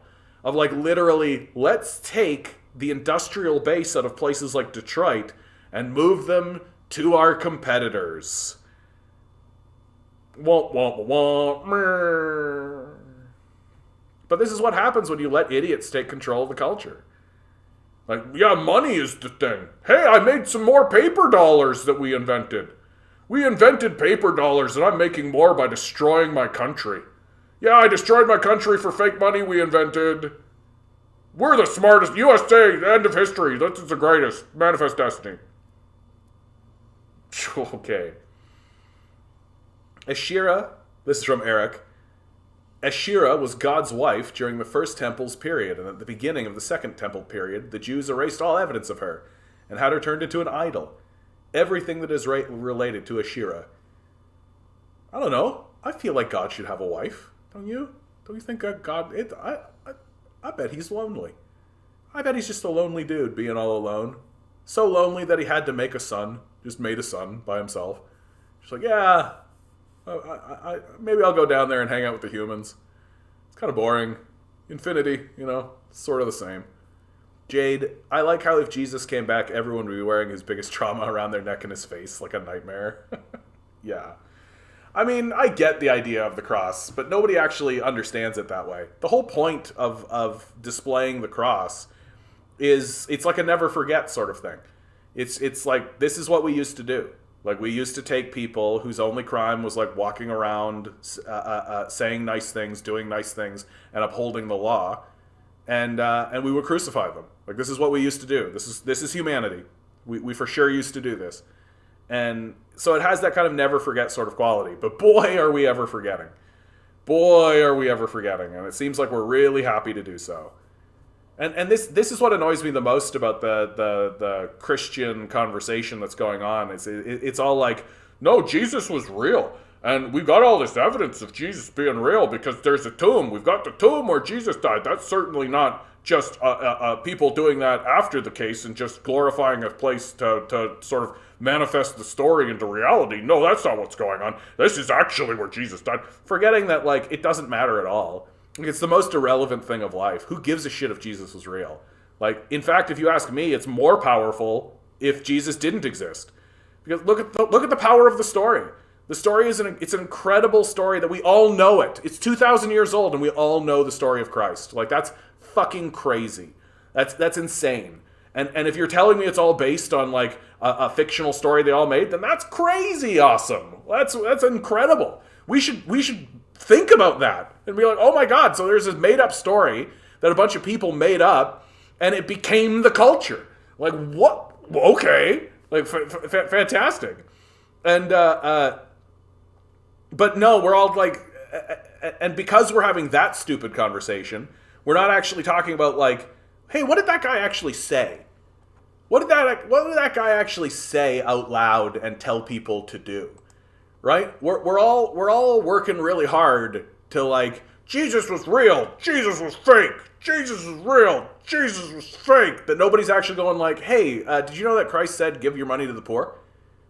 Did you know that if you're a Christian and you think giving money to the poor is wrong, then you're a fucking moron? Like, did you know that if you call yourself a Christian and you think it's okay to generate homeless people, then you're a fake Christian and you should stop calling yourself a Christian because you're not one? That you would be an enemy of Christ if you think that poor people deserve to be poor, that homelessness is fine, that giving poor people money is bad because they'll just spend it on drugs, all that kind of stuff. Well, then you're an enemy of the Christ that you claim to follow. But Jesus is real and it really matters. Jesus Christ. Keep giving your money to Joel Osteen so he can fucking shit on you. Eric has always been connected to nature like the expression of Mother Earth. I always found it interesting how we make nature female. Yeah, well, because nature has like a birthing quality to it, right? And you know, I don't want to get into that. I feel like I already am saying it out loud, and given what's going on in today's culture, I just feel like I'm walking into a minefield. So I'm just gonna sidestep it and just be like, nah, forget it. I don't need to bother. Everyone is what they are, and that is what they are, and that is beautiful. Reality is a complex and difficult place, and it's more creative than your imagination. Watson Roadster. Okay, now do Hound Dog as Jordan Peterson. You ain't nothing but a hound dog, crying all the time. You ain't nothing but a hound dog, crying all the time. Kinda. Sort of works. Jade, I feel for the athletes. Yeah, it's their suffering that pains me. Well, and the thing that kills me the most about football especially, like, these guys that get to the NFL, like, they think they're being promised this, like, big illustrious career and it's going to make them and all that kind of stuff. But, like, the money that they're making, yes, it's a big dollar value that they're making, but they got to pay, like, a bunch of different people in order to maintain this lifestyle. And they're only really making money for a very short window of time. So a lot of these guys end up getting out of the NFL and they're all broken and busted up. And, you know, they're not as rich as you think they are. They got to get a job, you know? Like, it's kind of like big surprise. It's a grift. Like, welcome to America. Like, everything's a grift. Yeah, you could join the military. We'll educate you. And then when you come home, we'll take care of your medical bills. They give you an education that nobody accepts, right? So you can become like a medical doctor in the military, and then nobody accepts that medical degree, right? You can't become a doctor. You got to go to medical school again, and they're not going to pay for that. And then if you get your leg blown off or something, the VA is going to tell you get fucked. You end up homeless. Like, they're totally full of shit. They're like completely and totally full of shit. Don't join the military under any circumstances. And my general opinion of people who are joining the military, if I wanted to go to college and my only choice was to murder brown people in Afghanistan and Iraq, what else was I meant to do? Not kill anyone and not go to college? Unthinkable. Yep.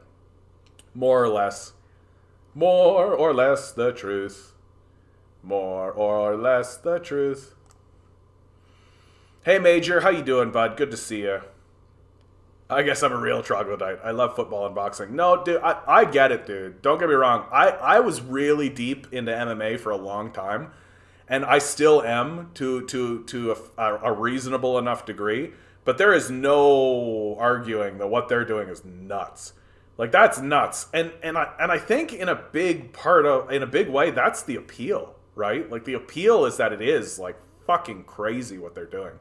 Like, the idea that people are going into a ring and letting themselves get fucking beat the shit up and, like, punched, like, full-on punched in the head and the body, kicked in the liver so hard that it crumples you to the ground. That's nuts. That's insanity. And I think that's part of the appeal. These guys are putting themselves in a big, dangerous place. And it's really to, like, test their mettle.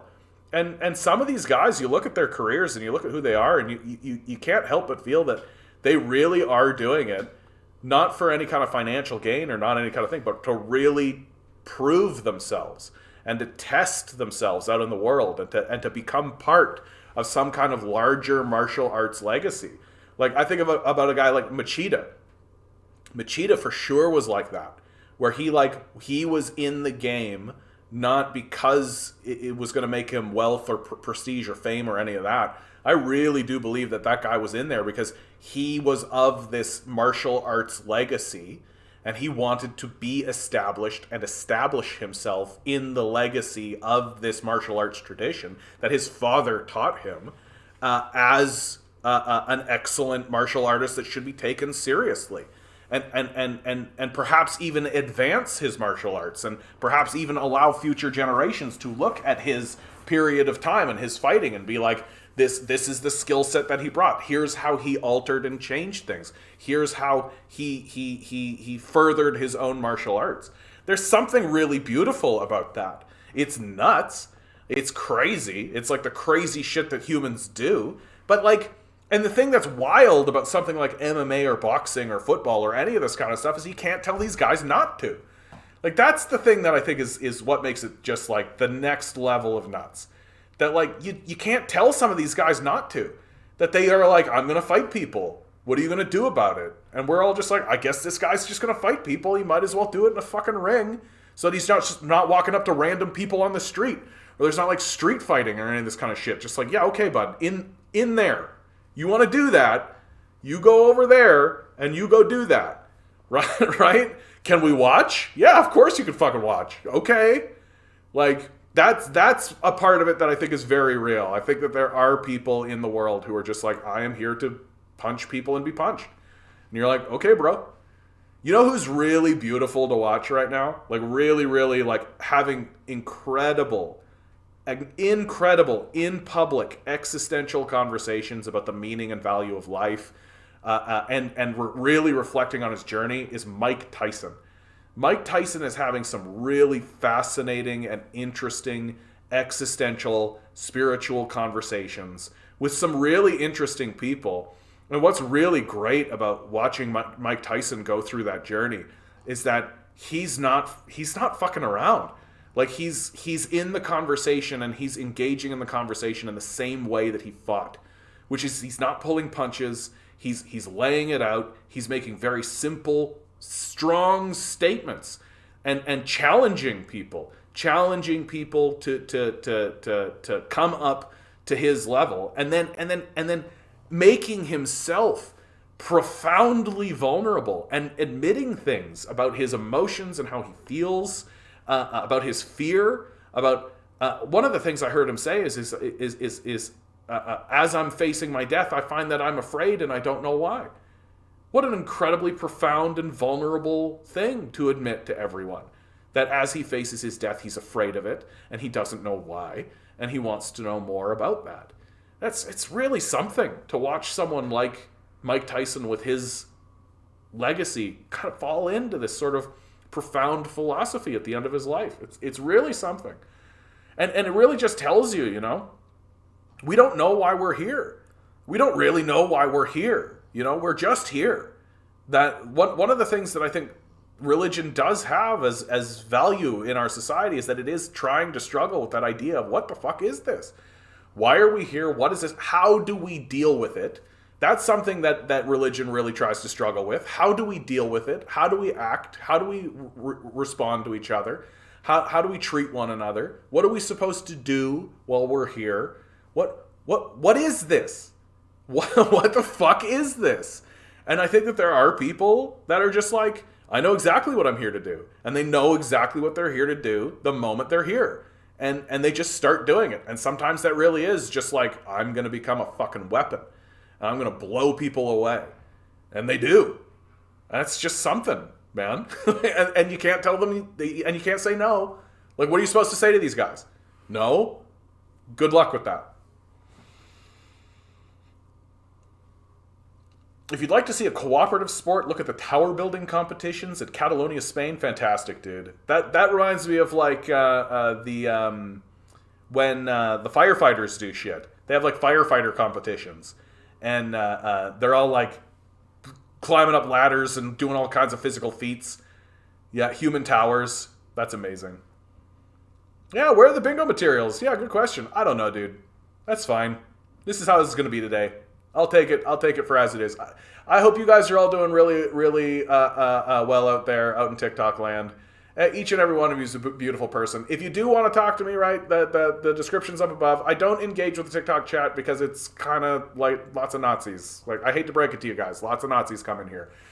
And I don't want to spend my time talking to Nazis. So if you want to talk to me, you come over to YouTube. I hope you're having a beautiful day. Blessed day. Wow. Love you even never. All right.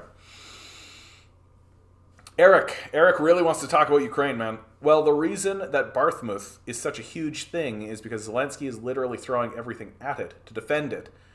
Sacrificing 1K men a day. Zelensky keeps saying it will not fall. I mean, we're getting into that desperate phase. I don't know about the sacrificing 1K men a day line, but like, I do know that like it's just at this stage it's just a basic numbers game. Like, they just don't have the numbers. The Ukrainians just don't have the numbers. They can't keep this up. They can't keep this up. Like, how are they going to keep this up? And like, if it suddenly did come to the point where the Russians are starting to like hit a wall and they're not able to move forward, the Russians can still mobilize more. Like, they only did a partial mobilization in the first place, and they've got more in the tank. And the populace is on board. The populace is ready to go. And NATO isn't going to get a whole bunch more people in the game. There's no big mobilization happening in Germany or Poland. There's no big mobilization happening in France, Spain. Like, none of that's happening. The United States isn't going to do a big mobilization. And if they tried, there would be a conflict over it. People wouldn't go, right? I know if somebody tried to mobilize me for these goddamn wars, I'd go to prison. Like, I'm not going to fucking fight in these stupid wars. Are you kidding me? I think you got to be absolutely thick. And frankly, I think that a lot of the people that would get recruited are just like incompetent burger-eating Call of Duty players who would just go over there and suddenly realize what the fuck they got themselves into. You know? Meanwhile, the Russians are like fighting for the soul of their nations, and we're all just like, yeah, Call of Duty, yeah. Like, we're not ready for this shit. Like, we're not ready for this shit, dude. Like, we're not prepared to engage in this in a serious way. That's why we're not having serious conversations about it, right? Like, which I think is a massive mistake, because it's basically teaching a generation of people to stay children. Like, we don't know how to have adult conversations about what's happening. And when we see people having adult conversations about it, we're like, whoa, it's so crazy. Like, yeah, it is crazy. It's crazy for them. It's crazy that we've been training neo-Nazis on their border and bombing the shit out of ethnic Russians for 8 years. It's crazy to them. And they're going to have a serious conversation about it and act like adults. Like, it's how they're going to do. And when they act like adults, you're going to be like, whoa, he's the next, he's as bad as Hitler. Like, we're not serious. We're not serious people, man. And we're going to pay for it really bad. God is a single dad. That's funny, dude. I can't believe I never put that together. It's true, though. Although, like, it is kind of a weird situation because, like, Jesus is God. And so, like, God's his own mom? Like, Jesus is his own mom? Like, I don't even know how to talk about this. It's so like, Sasaki, have you ever read Kropotkin, anarcho-communist with a fab beard? He's right up your alley. I haven't actually had the opportunity to read Kropotkin quite yet. I know that there is someone in the chat, if he's still here, who, loaf of Kropotkin, probably is you who I'm talking about. Every single time I've talked to the anarchists, I've been on board with them. Like, I have one very specific hard disagreement with the anarchists, but outside, and that disagreement is not really a philosophical one about how to structure the society. It really is simply like, I don't actually think that anarchist communities set up the way that anarchists describe it to me would be able to withstand the centralized power of the United States military. That if you really want to fight back meaningfully against the United States military, you yourself need a strong, powerful, organized central state. and I don't think you can do it any other way. Like, so whenever I listen to anarchists, I'm like, yep, absolutely, 100%. I'm right there with you, bud, absolutely. But the trouble is that there is an external threat that's real. Like, that is fucking real. That will roll into your shit and blow you up. Like, it will do that. And if you're not prepared for it, organized for it, and ready and agile to defend yourself against it, you'll get rolled over.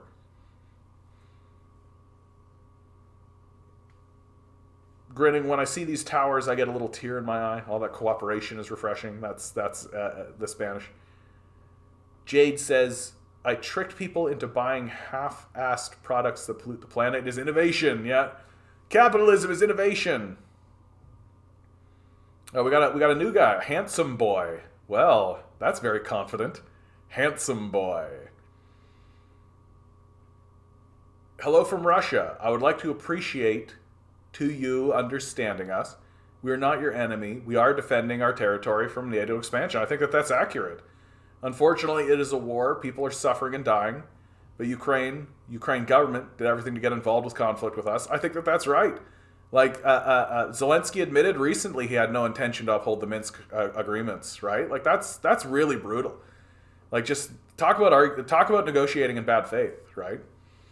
I thought that all you guys are brainwashed by the MSN, CNN, NBC, all this bullshit. They're telling us Putin is a dictator. He's crazy and mad.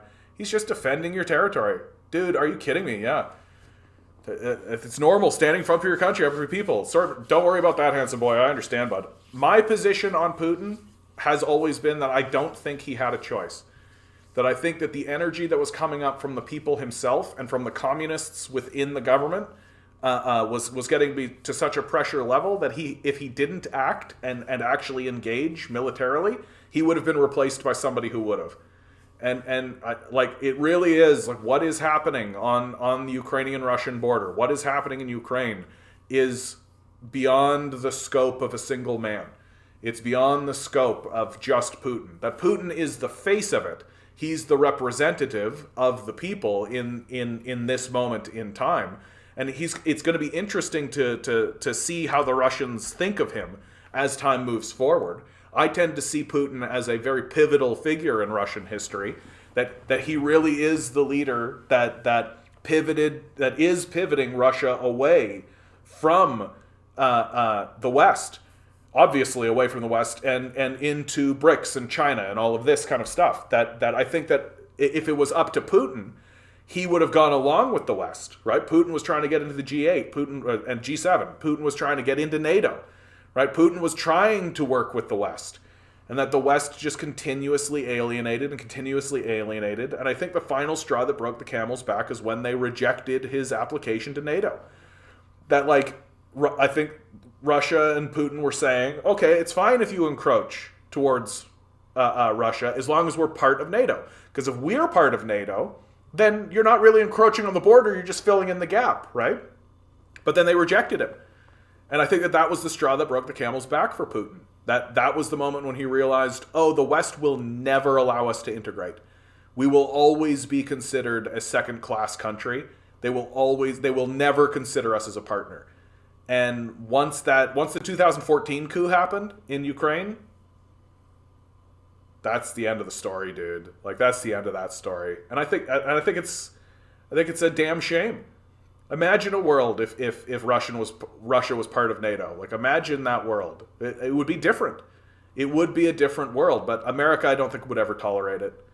Like, America can't tolerate that kind of competitor nearby. Like, America as a country is not mature enough to handle the idea of hanging out with like, it'd be like if you asked a girl out and maybe went on a couple of dates, and then she said, you know what, I'm not going to go this way. And then she went with another guy, but you still kind of have to work with that guy and you're still hanging around with that guy while he's dating the girl that you wanted to date. And instead of just being like mature and being like, oh, okay, like we didn't connect or it didn't work, right? And she's going with this other guy because there's something different going on. If instead of accepting that and then treating them with respect and dignity because you acknowledge their choices as a fucking adult, you like snipped at them and were backbitey and really shitty about it, and like you were doing everything to get in between them. Like that's basically what America is doing, right? It's just being shitty because we want to be the best. We want the hot girl. Like that's it. And it's fucking annoying, dude. Fucking annoying as shit. Watson, MMA seems to me as a boxing fan is more about human cockfighting than an actual martial arts combat sport. Boxing is about the art of hitting and not getting hit. I don't know if I agree with that. Like I think that there have been like real MMA. I think that the people who are doing MMA would disagree with that. It's. I mean, they take it seriously for sure. Like maybe they like. I think that a lot of the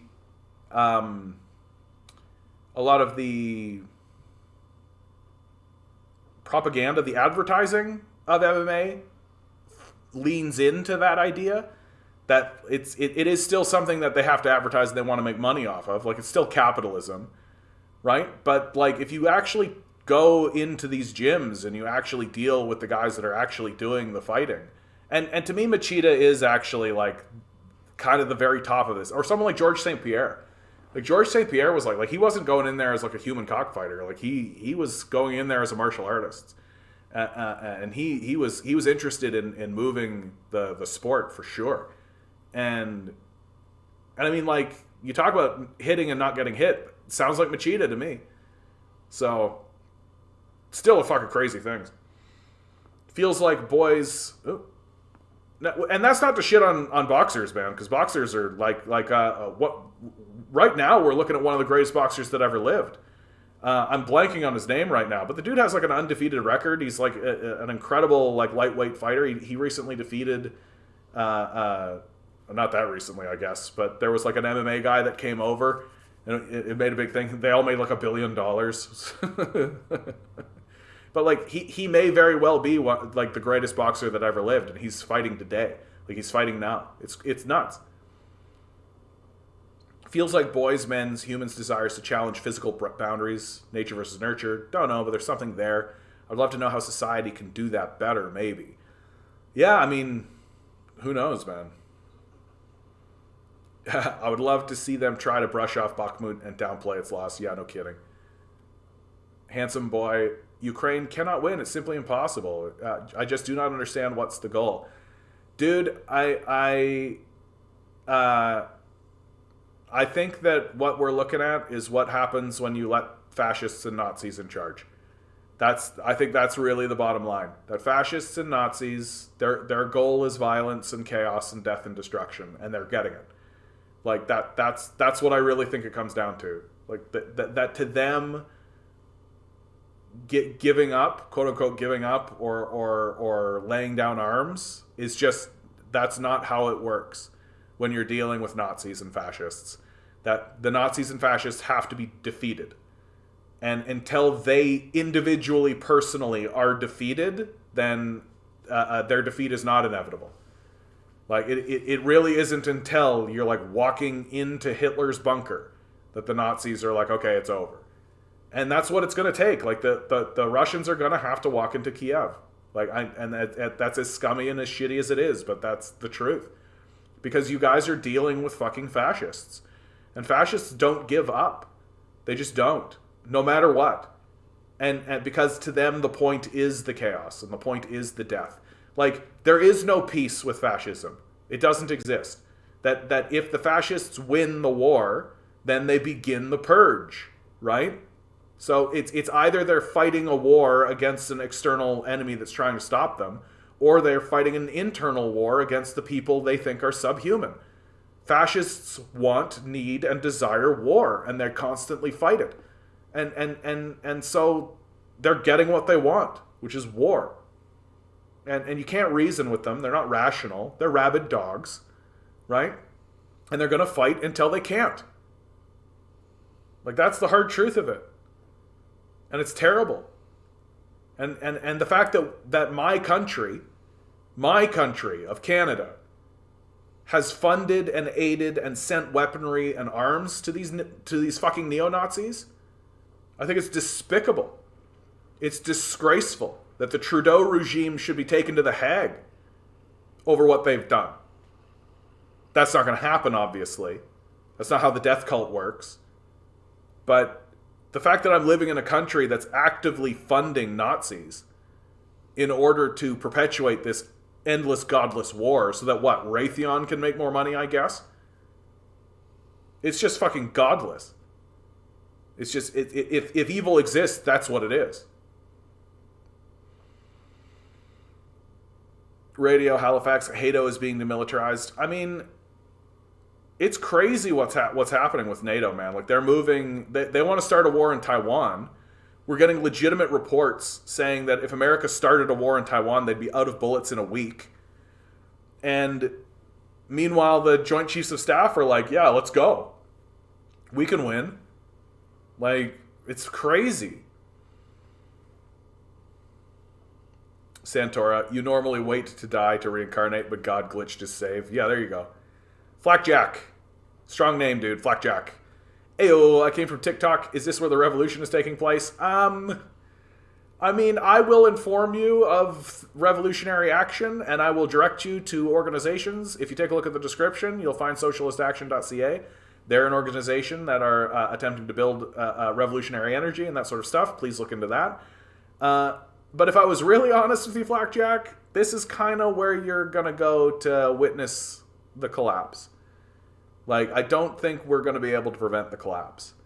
And should communism and a revolutionary communism arise, it will arise from the ashes of that collapse. And hopefully this channel survives it. I don't think it will.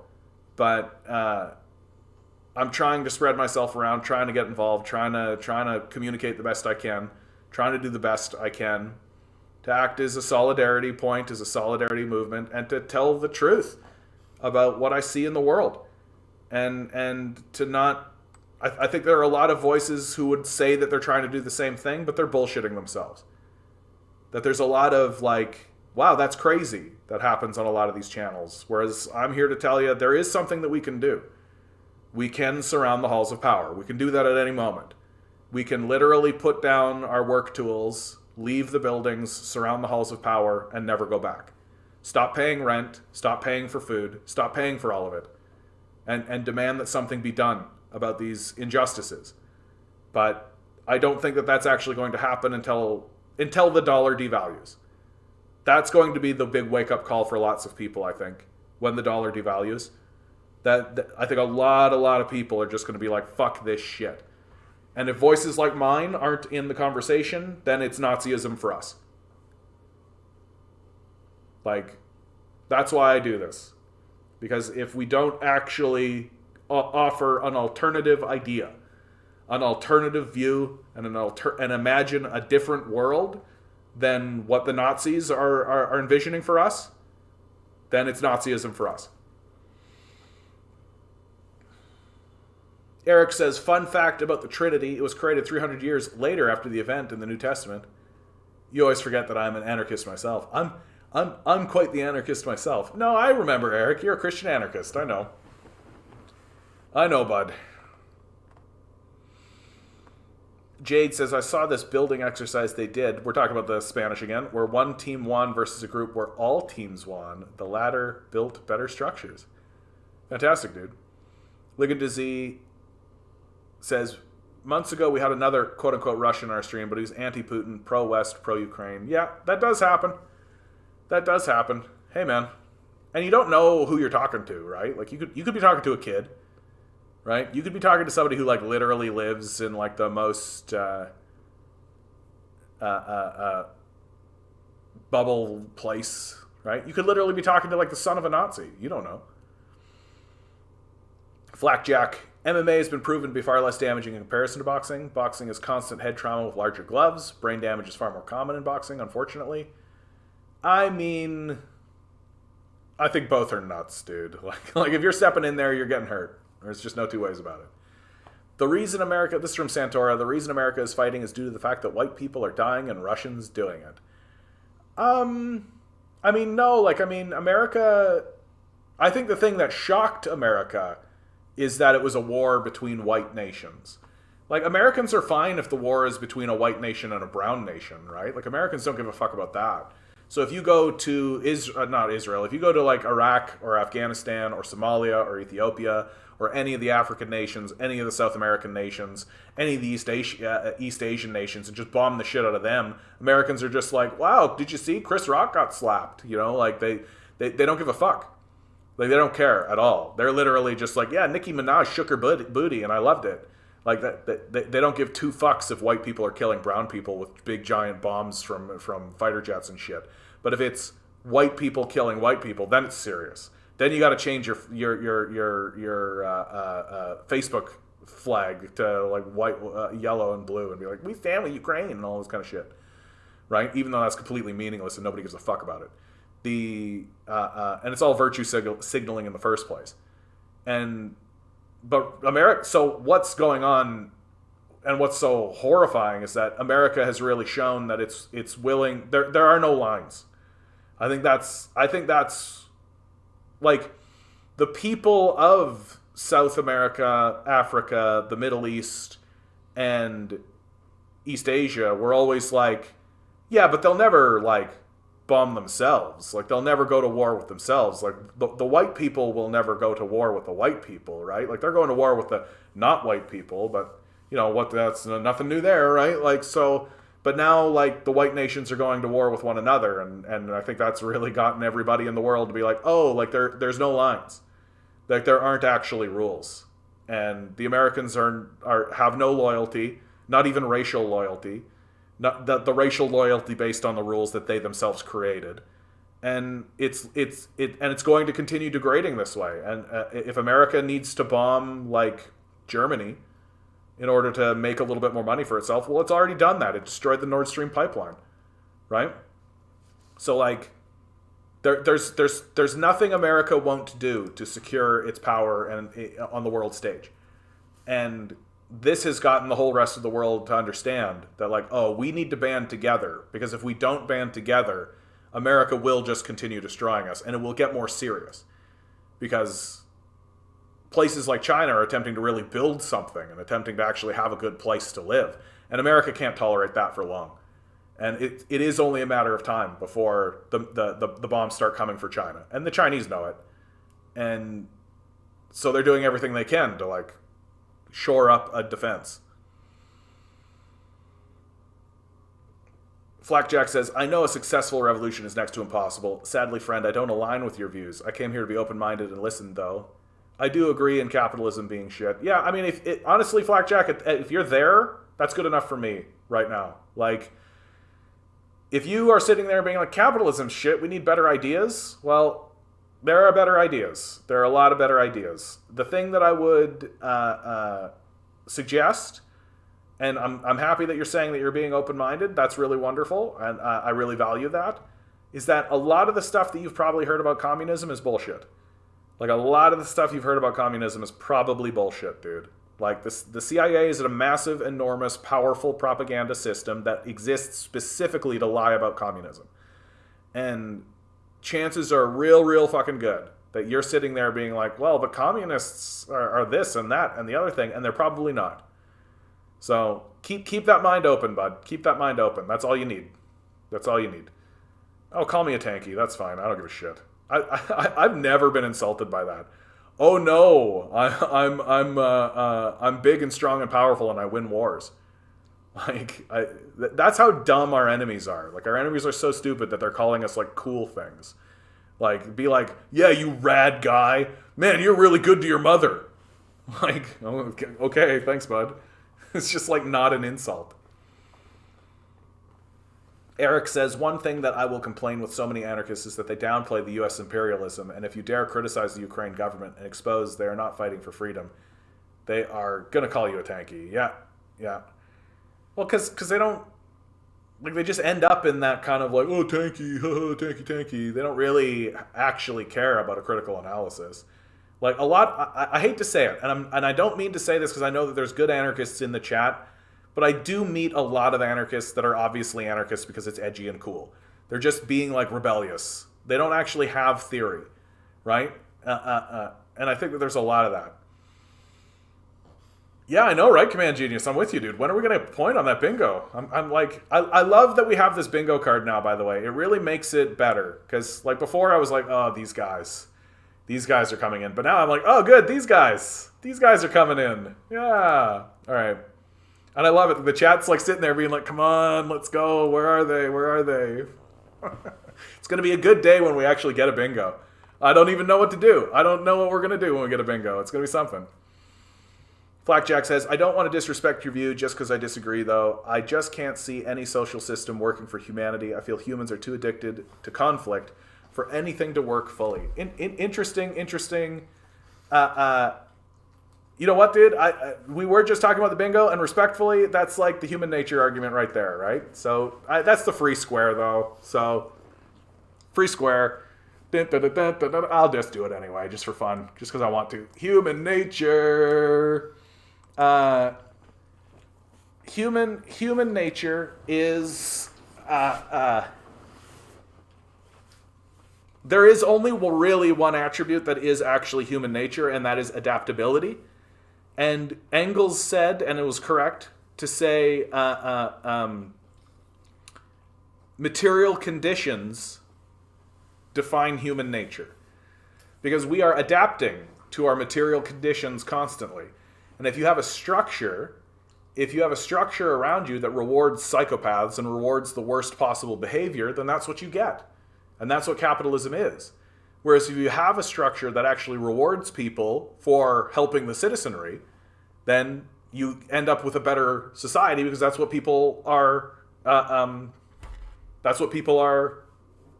adapting to. And I gotta say, Flackjack, I really admire your politeness. I really like that. I don't care if people come in here and disagree with me and push at me, and even if you stumble into the bingo card, dude, I don't mind that at all. If you're being a really nice guy about it, and you seem like you're being a real nice guy about it, so I really appreciate that. A lot of times people come in here and they're swaggering in with all the CIA bullshit propaganda, and it's the worst when they're like so dumb and so happy that they're being dumb. So I really value that. John, how do you radicalize a libertarian? I mean, I've got a couple of things to say about this, but like my gut reaction is to simply say, like, how do you convince a flat earther the earth is round? Right? Right?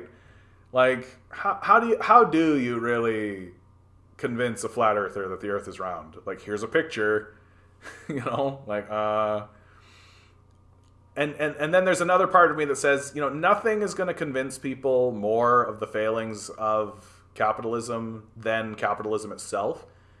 And that really we should be just offering an alternative.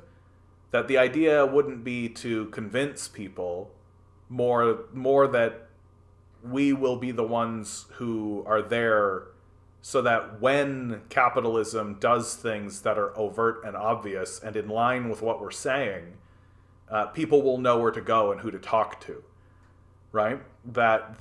I'll give you an example of what I'm talking about. So my entire life, when I was going through university and I was constantly saying, like, we're acting like the Nazis, man. Like, to the point where my friends would be like, John, shut up about it. And I did. Like, I did shut up about it. And I stopped pointing it out. I stopped pointing out how the decisions we were, like the invasion of Iraq, all this kind of stuff. I stopped pointing out how we were acting exactly like the Nazis and how what we were doing was wrong. And all that kind of stuff. And how it was going to come home, right? We were going to do that shit. And everybody would be like, okay, John. It got especially bad during the Obama years, right? Because everybody's opinion was like, oh, racism's over, or Obama, right? But I always stuck to my position. I always stuck to my guns. And like, I was happy culturally to see Obama, but Obama was a Wall Street man. And it was obvious that he was a Wall Street man. And it wasn't... So all of those guys knew who I was, and I knew what my position was. And they would make fun of me, and I would get like... sidelined and all that kind of stuff, and everybody, if I started to introduce my conversation, people were like, yeah, John, we know, we're like the Nazis, gotcha, check. And then Donald Trump got elected, and then all of those guys that were making fun of me, and all those guys that kind of made light of my position, and all those guys that were sort of rolling their eyes, right, all those guys started to really listen to what I had to say. started to really be like, hey, John, what do you think about Donald Trump? What do you think about this Trump thing? Man, that's crazy, man. John, what do you think? And that shit started to happen. And when I started to talk and when I started to say it, I could see them listening. I could feel them listening. Because and I didn't convince them. Right? I didn't convince them. Capitalism convinced them. So just stick to your guns, stick to your theory. Don't get disheartened. They're not going to have like a come to Jesus moment. It isn't how it works, right? Nobody has like a big like road to Damascus moment and then suddenly they're a Christian, right? Like, or suddenly they're a communist. It's not how it works. That it's a series of slow events that occur. So just stick to your guns, and try not to alienate people. Try not, like, I can sort of afford to alienate people because of the nature of how this works. But in public, and it's better if you're having a polite conversation with somebody. It's better to just be like, well, I see it this way, than it is to start a fight. And if somebody can walk away, even if they think to themselves, I don't really disagree with that guy, but you know, he seemed reasonable, and like that's the win itself. That's the win itself. And in terms of tactics, like what kind of argument do I think would be useful to go after a libertarian? It'd be like, just play one game of Monopoly, dude. Like, really. Like, just sit down with them and play a game of Monopoly. Be like, okay, here's your libertarian world. We all have the equal amount of money. Here's the dice roll, right? Around we go. Let's see how it goes. And every single time, how's it going to end? Everybody knows. Everybody knows how it ends.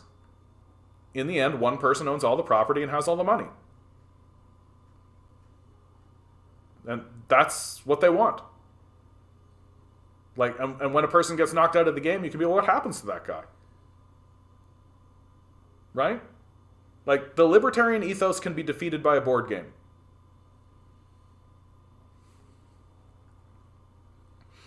Jade says, just because it hasn't existed doesn't mean we should give up. No.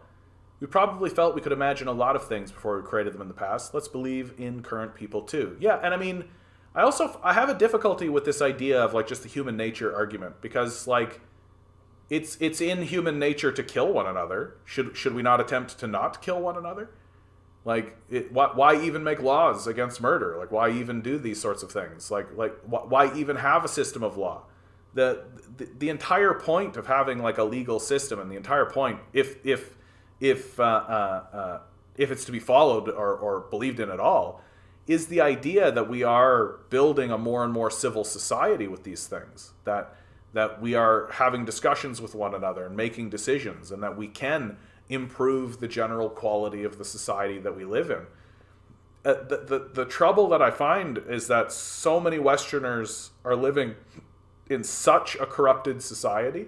Like, it's legal to bribe people in our system. Like, we have legal bribery in our system. And it's very, very difficult to convince people who are living in such a corrupt society that it might be possible to live in one that's not. And I think that that's just genuinely the truth. That what we are really facing as a people is a crisis of imagination more than anything. That we have been so diminished in our imaginative capacities that it's easier for us to imagine the end of the world than it is for us to imagine the end of capitalism. And that tells you that we're not putting a lot of imaginative energy into imagining a society and imagining a world that has been rid of capitalists or capitalism as a system. And if we actually put that energy in and put that time in and put that thought in, we might actually do it. That the potential of human imagination is bottomless. And I believe that we can do it. And we should start doing it soon. Like, to me, it's not that difficult to imagine. We already have an essentially automated food system. We already have like a major food distribution systems. They just don't respond to us. Like, we could do with a fair bit of nationalization, I think. and a fair bit of state capitalism, right? Which Lenin and Mao both said was a necessary beginning of the march towards communism. Is you need a period of state capitalism, and so we should begin that process. We should begin it soon. Like, I'm quite serious. We should take all of the holdings of Galen Weston Jr. and nationalize them. We should nationalize our banking system. We should nationalize the nationalize the telecom system. We should nationalize Rogers. We should nationalize, like, why are these privately held? It's insane. Like, it's insane that these things do not exist for the benefit of the people, that they exist for the benefit of a small group of psychopaths. Like, that's nuts to me. We should nationalize these things. And at the very least, we should be having somebody in the media system when there's a panel discussion standing up and saying we should nationalize. That should be part of the discussion, but it isn't. So that's why we're marching headfirst into fascism.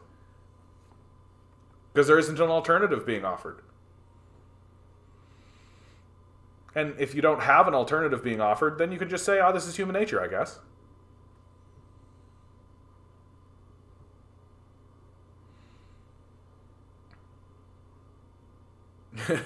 The kiddies don't want to get crushed by the tank. I love it, Ligon Dizzy. That's right. We're tankies here. The kiddies don't want to get crushed by the tank. Lenin had the measure of the anarchists in left-wing communism and infantile disorder. I tend not to be as insulting. Like that's an insulting thing to say, I think. And I don't know. I rather find the anarchists' theory to be very hopeful. I tend to agree that there is a touch of naivete in a little bit of the positions, but like, if it wasn't for the existence of this fucking looming existential external threat, yeah, I'd probably call myself an anarchist too. Easy Sploits, good to see you, bud. Hi, it's me again. Good to see you, bud. What do you think about Cuba's healthcare system? Do you think it's good? Cuba has more doctors than Canada. Not more doctors per capita, more doctors, period. That Michael Parenti, I just watched a Michael Parenti clip on Cuba's healthcare system. And it's been a complete boon to the Cuban people. That the Cuban people, they used to have to walk for 2 days to go under the Batista regime. If somebody was sick, they used to have to all carry a person 2 days to get to a hospital. It's like a total disaster. Now there's clinics in places. There's more doctors than there are on the island of Cuba than there are in the nation of Canada. I think that it's been an enormous boon for the people of Cuba, and a real gem, a real jewel, something that they take pride in, and that every communist and socialist should point to as a major success of communism. Yugoslavia should come back. I think we're well beyond that, bud. I mean, I ostensibly agree with you, bud. I didn't know you had a bingo going on. Well, if somebody comes in and starts doing the classic anti-communist bingo, right? What do we got? Marx was poor. If somebody says Marx was poor, or the bootstraps argument, or USSR was a giant gulag, right? Gulag. Socialism was everybody's paid the same. Stalin and Mao killed everybody. Roads, taxes, fire departments are socialism. Cambodia was communist. Mud pie argument. If you don't like capitalism, then move. Free speech. The market will regulate itself. Communism is a Jewish conspiracy. Human nature, of course, the human nature argument. Communism killed N million. I felt a little bit bad doing this because Flack was being so kind, but capitalism made your iPhone. Cultural Marxism conspiracy. Socialists want to take your guns. Econ 101. Utopianism. Communism is utopianism. Colonialism is beneficial to the colonized populace. That's a good one. Horseshoe theory. We need a healthy mix. The problem is just corporatism or cronyism. Nazis were leftist, and engineered famines. I'm really hoping to get a bingo one day. We'll see. And it's just for fun. Honestly, it's just to take the piss out of these guys, because it's tiresome seeing this same garbage over and over again. So I think it's important to let them know that I don't take them seriously. I don't. I don't consider any of the things that are on this to be serious arguments. Like, it really is just like, oh, you watched like a 5-minute socialism or a 5-minute history video and you think you're an expert. Sigma, do you think Trotsky would have been a better leader than Stalin? I don't want to get into it, dude. Especially Watson's around.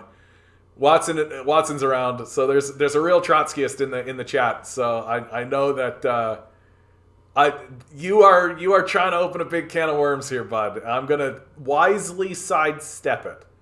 I will say of this conversation what I always say, which is I think that what happened between Trotsky and Stalin was a tragedy. That Trotsky and Stalin, I wish they had have found a way to make it through their disagreements peacefully and move forward. I think that the Soviet Union was weaker without Trotsky than with him, and that his brilliance and his intellect would have only made the Soviet Union stronger, even if the Soviet Union was operating in a way that Trotsky ostensibly disagreed with. I still think that having him in the mix of power would have been a boon for the people of Russia, for sure. And so I consider the break between Trotsky and Stalin to be a great communist tragedy, and one that I hope will not repeat. Although even Chinese history kind of had their Gang of Four, so they had their kind of Trotsky moment as well. So it's a lesson for us as communists. How do we avoid this? How do we avoid this? And how do we make it so that when we have these moments of power where the two forces meet and one defeats the other, how do we make it so that this does not become a limb that dies off, but rather becomes a pillar that holds it up? I don't have an answer to that, but I think that's the lesson. And so getting into the whole, like, would Trotsky have been a better leader? Who's to say? We can theorize. And some people will say yes. I'm sure that Watson is already saying yes down there. But that's more or less my opinion. Flackjack, I'm just a cynical man who can't see capitalism ever being replaced due to how powerful the people in charge of it are. Unfortunate as it is, I commend anyone fighting for their idealistic systems, though. Or idyllic systems. Yeah, that usually when the power that the people in charge of it have is based on paper. It's not actual power. Like, they don't really have the loyalty of the military. They don't really have the loyalty of any of this kind of stuff. It's all financialization. And the dollar is going to collapse. Like, the paper tiger is going to fall. Like, it's going to be crazy. We are going to enter some very crazy times where things are going to be weird and strange and wild. And capitalism is going to do some incredible things. Absolutely incredible things to try to maintain itself, to try to convince people to stay on side. And like, I have suspicions about some of the really crazy shit that it's going to try, but we're only going to see. And when the dollar devalues, when the emperor is revealed to have no clothes to the vast majority of the public, when the baby boomers begin to die in serious numbers, when the most staunch allies of capitalism are dying off, there's going to be some very, very serious discussions that happen in this nation. And it's going to happen fast. Real fast. And I don't know that it'll be done with words. Jade says, if you want to bait out bingo points by making statements that relate to specific squares. That's on you, bud. You can do what you like. King Matthew says, Mr. Bombastic Boomba Fantastic. Strong first comment, dude. Strong first comment. Welcome to the chat. Blackjack, even though I ended up on the bingo card, I really just believe in the human nature argument. Yeah, there will never be unanimous agreement and love for any social system in my eyes. That's why I personally choose the cynical approach to life. Instead of believing alternatives and just accepting my life stuck in this system. I'm not proud of it, though. Just pessimistic, I guess. I'm sorry I'm ranting. I just admire your belief in change, though, even though I can't do so myself. I commend you putting the energy in to fight for change. I respect it, friend. I'm sad I ended up on the bingo card. But I'm fully open to disagreement and friendly debate. I will always be passionate about my own beliefs, even if I end up on a bingo card. Well, Blackjack, look, I appreciate your honesty, bud, and I think that's great, honestly, because this is a tough time. This is a tough time, and I feel like what you've done is as normal can be. Really, as normal can be. That we all are trying to make it through. You know, we all know intrinsically that we are temporary travelers. We're visitors here, each and every one of us. We don't know why we're here. We didn't ask to be here. We were randomly generated here. And part of the journey of being in this reality is to accept things that you can't change. And to accept your own limitations. That's a big part of growing up, is to accept that okay, this is how it is. This is who I am. This is where I am. This is what it is. And I think to do otherwise is to fall into a place of desperate bitterness. And I think people can become very, very overwhelmed by bitterness because things aren't the way I wanted them to be. Or things aren't going the way I hoped they had gone. And that what you're doing I don't think is cynical. I think it's just, there is a truth of detachment and acceptance that I think everybody has to do to some degree in order to survive. To just live and survive.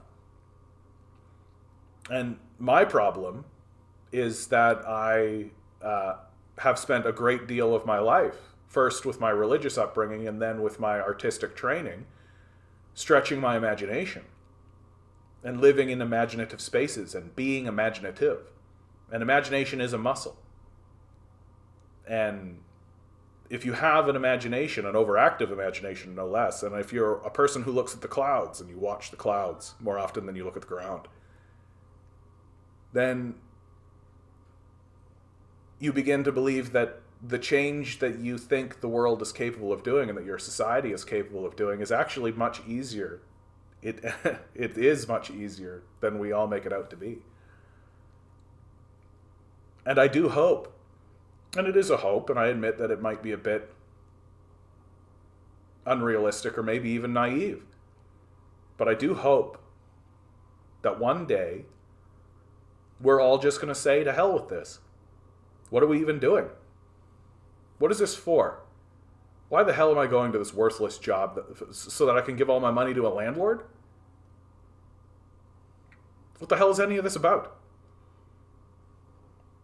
And we'll all just decide all at once, as a people, to put down our tools, walk out of the buildings, and surround the halls of power. And simply say, we're not going to live this way.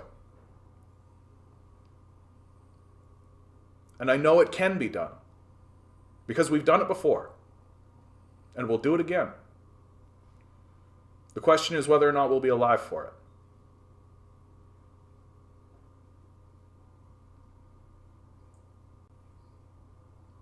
And I, for one,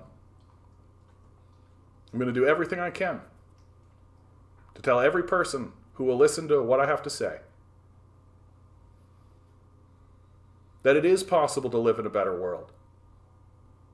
We can absolutely live in a better world. That it won't be easy to do. That we'll have to talk to our neighbors, talk to our friends, talk to our coworkers, and come to a consensus that one day we're going to put down our tools We're going to walk out of our workplaces. We're going to go to the halls of power, and we're going to say, I'm not going to live like this. I demand a better world.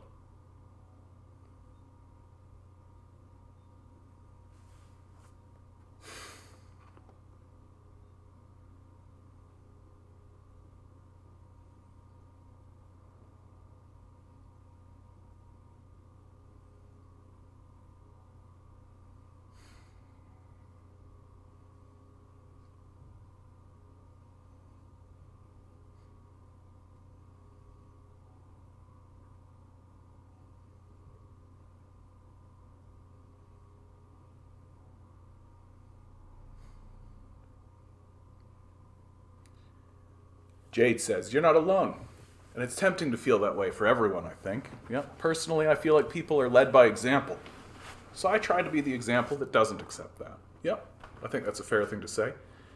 Ligon to Z, just repeating the word Nazis. How you doing, Ligon to Z? You doing okay, bud? You doing okay? Jade says, like, F you, system. You'll not control or break me. Because sure, everything might stay the same, but wouldn't it be great if it didn't? And if so, what would that require to me? I could do now, maybe. Yeah, and I think it's that we have the evidence that it can happen. We've done it before. You know? Like, we've done it before. That I think is the statement that defeats the cynicism and should defeat the cynicism. Is that we've done it before. And we can do it again. But the only thing that's stopping us is ourselves.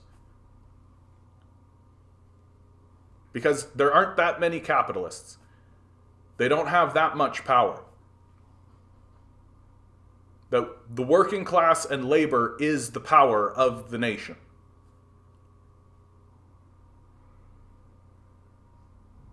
We've done it before, we can do it again. I hope I'm alive to see it start. Command Genius. Oh, yeah. I knew you. I knew it. I thought it was going to be Watson first, but it's you, Command Genius. Perfect. I'm not going to engage. I'm going to purposefully disengage from the Trotsky-Stalin thing, because it can take over the chat, and I don't want it to. King Matthew. What's good about communism? The concept of communism is the idea that a person who does his work gets to keep the fruits of his own labor. That under capitalism, there are two primary classes, which is the proletariat, the working class, the owned, the people who sell themselves, who own no property, and the bourgeoisie, the owners, right? The capitalists, the people who own the means of production, the people who own assets. That there are the owners and the owned. And under this dynamic, the only way that the owners can exist is by taking the surplus value, by taking more from the worker than it costs to allow him to subsist and to live. So the capitalists exist almost exclusively, I shouldn't even say almost exclusively by parasticizing onto the worker. And you're seeing this with like figures like Elon Musk and Bill Gates, these absolutely worthless parasites who produce nothing of value whatsoever, but claim all of the credit for themselves. It's Bill Gates that built the computer, not the workers. Right? Workers weren't responsible for doing all of that. It was definitely Bill Gates. And so that's Bill Gates just taking credit and taking the surplus value of all of those workers away from those workers. Whereas communists would say, and do say, that the workers should benefit from their own work. They should own the means of production. That worthless parasites like Bill Gates should be chased out of the system, and the wealth that he steals from the workers should be in the hands of the working class and the working people. That we should eliminate capitalism as a class entirely, allow the working class, or have the working class, take over the political apparatus and erect what's called the dictatorship of the proletariat. Right now we exist in a dictatorship of capital. so that you can't vote against capitalism. You erect a dictatorship of the proletariat so that capitalists cannot be part of the political system whatsoever, and it's the workers that decide how resources are distributed and how the society is structured. And the reason, and any society that's actually even stepped in that direction has eliminated homelessness, raised literacy rates. In the Soviet Union, the rent was tied at 5% of your income. That was the highest rent that could be charged, 5% of your income, instead of the 70% that some of us are currently paying, such as myself. The home ownership is huge in China. 99% of the populace owns their home. 60% here, and dropping. Longer life expectancies. The Soviet Union was the first people into space. Like, the list goes on and on and on.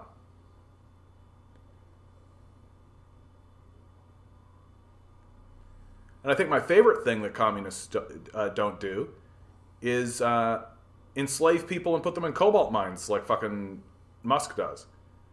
My favorite thing I think that communists rarely do is create an imperial empire and destroy other countries and steal their resources.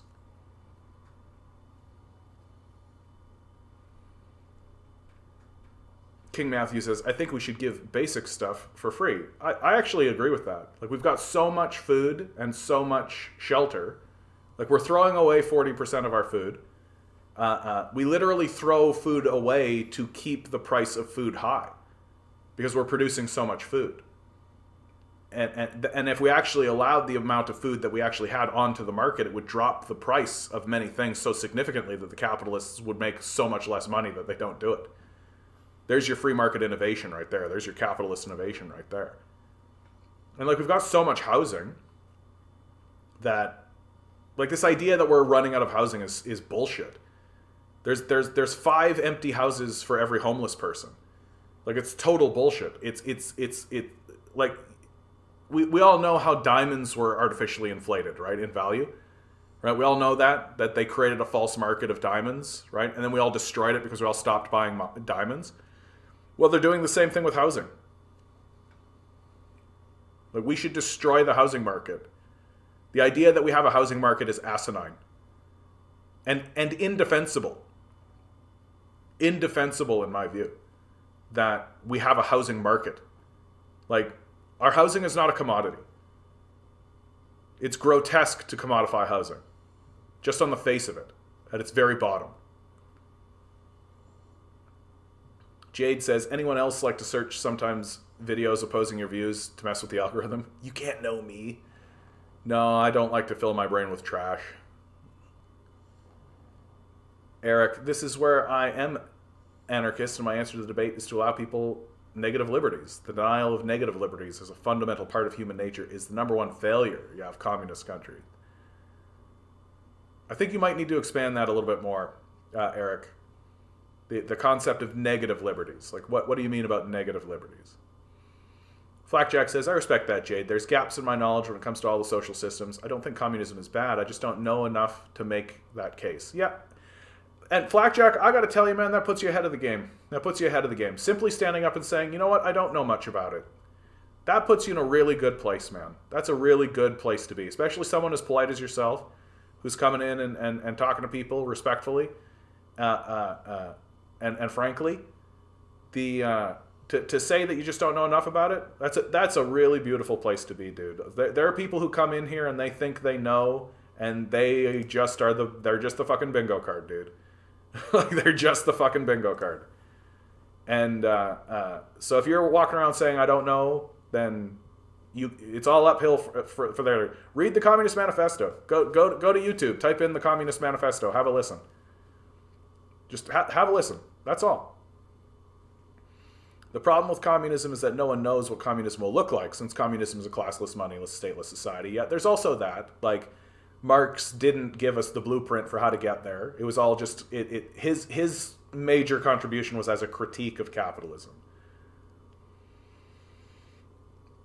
Sigma asks, not to get into the topic of history and war. Dude, that's what this channel is. It's the topic of history and war, really. But do you think that the USSR would have beat the Nazis without the Allies' help? Oh, that's a good question, bud. That is a good question.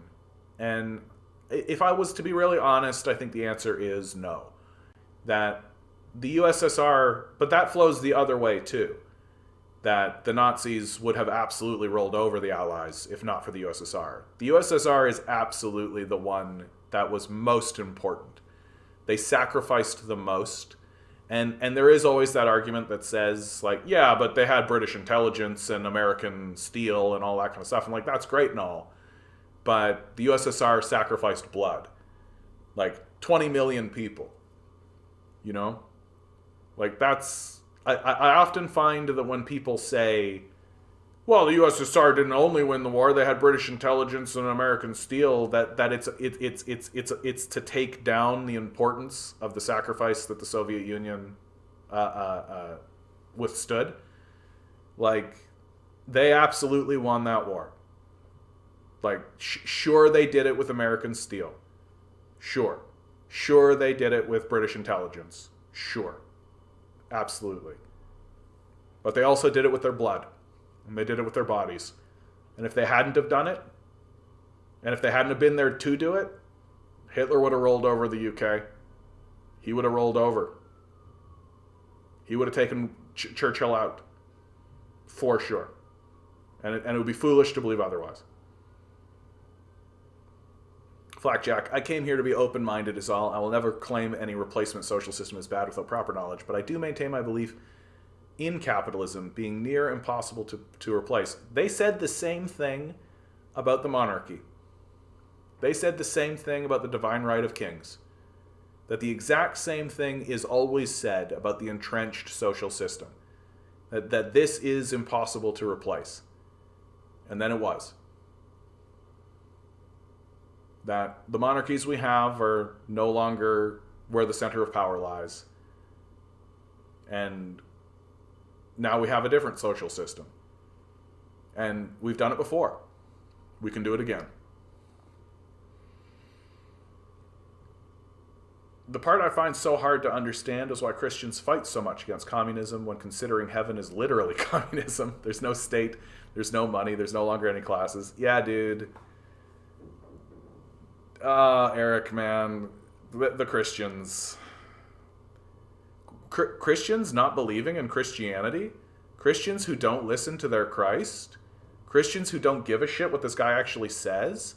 Christians who get caught in weird little arguments about, like, oh, Christ existed. No, he didn't. Yeah, he did. Well, I'm going to talk about without actually discussing what he actually said, what he actually cared about, what he actually thought, what he actually was fighting for. What?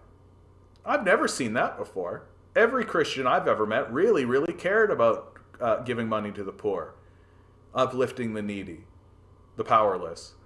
Really, really cared about fighting against an imperial state. Really cared about those sorts of values. That's every Christian I've ever met, certainly. Without a doubt. Because to do otherwise, I mean, why even call yourself a Christian if you're not going to do the things that your Christ told you to do? Right? Like if you denigrated the poor, said that people deserve to be homeless, said they deserve to live in poverty, said that perpetual endless war is righteous. I mean, if those were the things you were saying, why even call yourself a Christian? Because you're obviously not, but no Christian would ever do that. Certainly not one I've ever met. Command Genius, yes, the USSR would have destroyed them still without the Allies. I admire your confidence. I admire your confidence, Command Genius.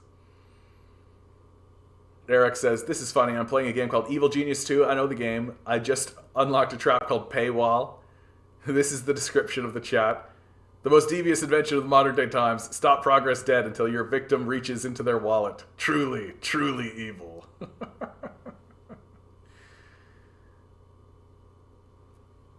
Jade says, it's been a while since I read a lot about it, to be honest, but I'm going to find it the answer is likely a variation of socialism that considers and adapts to current society, a new philosophy, plausible, Parenti called it siege socialism, that you're trying to build socialism while under siege by capitalists. Flack says, I will live maybe another 60 years at best, and sadly I've resigned myself to living my life just working a job in this system. It makes me tremendously sad. But I just feel stuck, I suppose. I know that feeling, Flack. I know that feeling, dude. I absolutely do, and I think most of us do. Most of us do. There's nothing wrong with living a simple life. And doing right by the people who are around you. There's absolutely nothing wrong with that.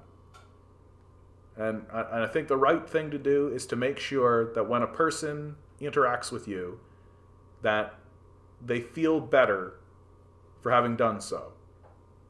Or, and if you can't manage that, they don't feel worse. That to me is the true essence of it all. And that, people say to me, what can we do? What can we do? And we can organize and we can get together in groups and we can do all that kind of stuff. But really the thing that we can do is make sure that the person who's right in front of you walks away from you feeling like somebody gave a shit. And that's really what we can do. Yeah, Santora says, it's slavery with extra steps, and when it's explained out, everyone feels conned and mad because they were conned. Yeah, it's a con system. We're a society of grifters. That's the important thing to always remember. Everything's a grift. Without exception. Like, we're a grifting society. And we're starting to get so... It's starting to get so obvious that we're literally electing grifters. Like, Donald Trump was a grifter, and everybody knew it. That's the best part. Everybody knew it. Flaxjack says, I hope and pray for change, though, and I have huge respect to you for fighting for your beliefs, my friend. Thank you, sir. No matter people's disagreements, I never believe in disrespecting beliefs that do not encourage hate. Thank you for the discussion, my friend. Thank you, bud. It's nearly 2 a.m. here in the UK. I should get some rest. Thank you for your respectful chat, friend. I was worried I'd receive hostility for disagreement, but you respected my views, so thank you. No, thank you, Flackjack. The reason why I gave you respect even for pushing at me is because you came in with respect. Like, I've had people come in and do the bingo card, right? And all that kind of stuff, but they were being lovely about it.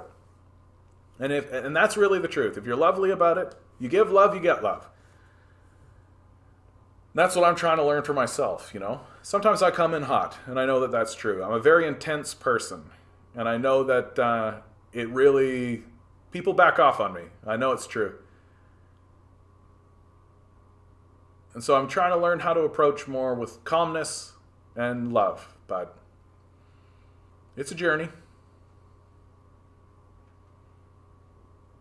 Zian, good to see you, bud. We always understand that people will lie and cheat for money, but won't accept that our economy is lying and cheating for money. Yeah, exactly. There's a great article from the Jacobin that talks about negative liberties or positive liberties. Recently, I even come across 2 more types of liberties. There's 2-hour-long videos. Oh, goodness. Oh, goodness. Yep, Soviets entered Berlin first. You're right about that. Well, thank you, Eric. I appreciate that. Yeah, history has shown not only will every aspect of your empire be replaced, those who rest on your corpse may not even know they did so. Wait. Jade says, I predicted everything about Elon's past. I later confirmed via Wikipedia. What a joke. If only he knew he can't control love, gave his money away usefully, and wasn't a poo-poo head, people might like him. Yeah, the greatest tragedy, I think, of Elon Musk, I mean, outside of the fact that he's a total twit, is he desperately wants to be loved. I think that that's absolutely the truth. Like, he desperately wants the love and adulation of the people, and doesn't recognize that the way that someone in his position would earn the respect and love of the people would be by giving his wealth away. And I will never understand. Like, if I had $1 billion, I literally would walk up and down the street with a basket of $1,000 bills and just, throw it at people. I'd have, a wad of 20s. And I'd just be like, hey, here you go. And I'd just give them $1,000 in 20s. And see them be bewildered, see them be confused, see them accept, see them cry, see them love, see them smile, right? If somebody came up to me in a gun and tried to take the basket, I'd give it to them. And I'd just be like, there you go, bud. And if I had a security guard, I'd be like, don't worry about it, don't worry about it. Right? And I'd just get another basket, start tossing it out. Right? Like, give your money away. I can't imagine, like, what exists in the mind of these people that, like, and what's so funny is that we know, like, I've seen so many reports and so many confessionals from so many people that has convinced me that rich people are miserable. Like, the reason why they're projecting such hateful shit into the world is because they're so fucking miserable. And the cure to their misery is to take their wealth and give it away. Literally walk around the streets and just give people the money. Just give people wealth. Enrich other people. And don't judge them or think that, oh, they're gonna spend it on drugs and all that kind of stuff. Just give the money away. If this universe ever makes the decision, for whatever reason, to make me a wealthy man, I've already decided that that's what I'm going to do. Because I don't understand what else are you doing with your wealth? What's the point of having it? So you can look at it? What's the point of having the wealth if not to turn around and distribute it to those around you? What's the point of it? What, to get a Bugatti? To fucking go rape kids? Seems nuts to me.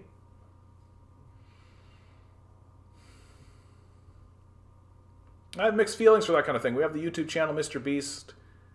No, I respect what Mr. Beast is doing. I respect it. Like, he's doing it in a very public way.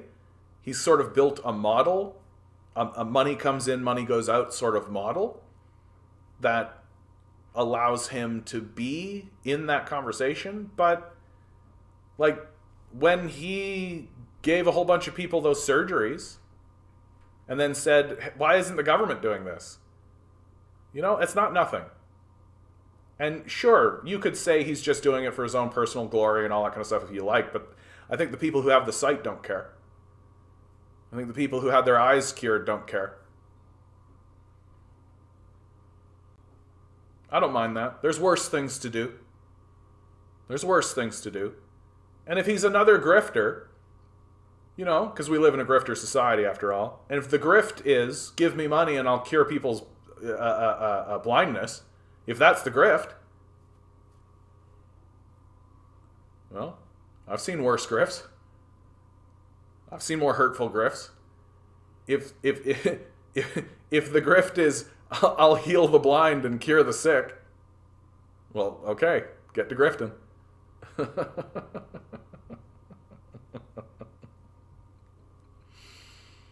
I think he's only controversial because he's being made controversial. Because he's really showing that we could do this stuff. We could do this stuff. Like, it's not actually that controversial what he's doing. We could do this.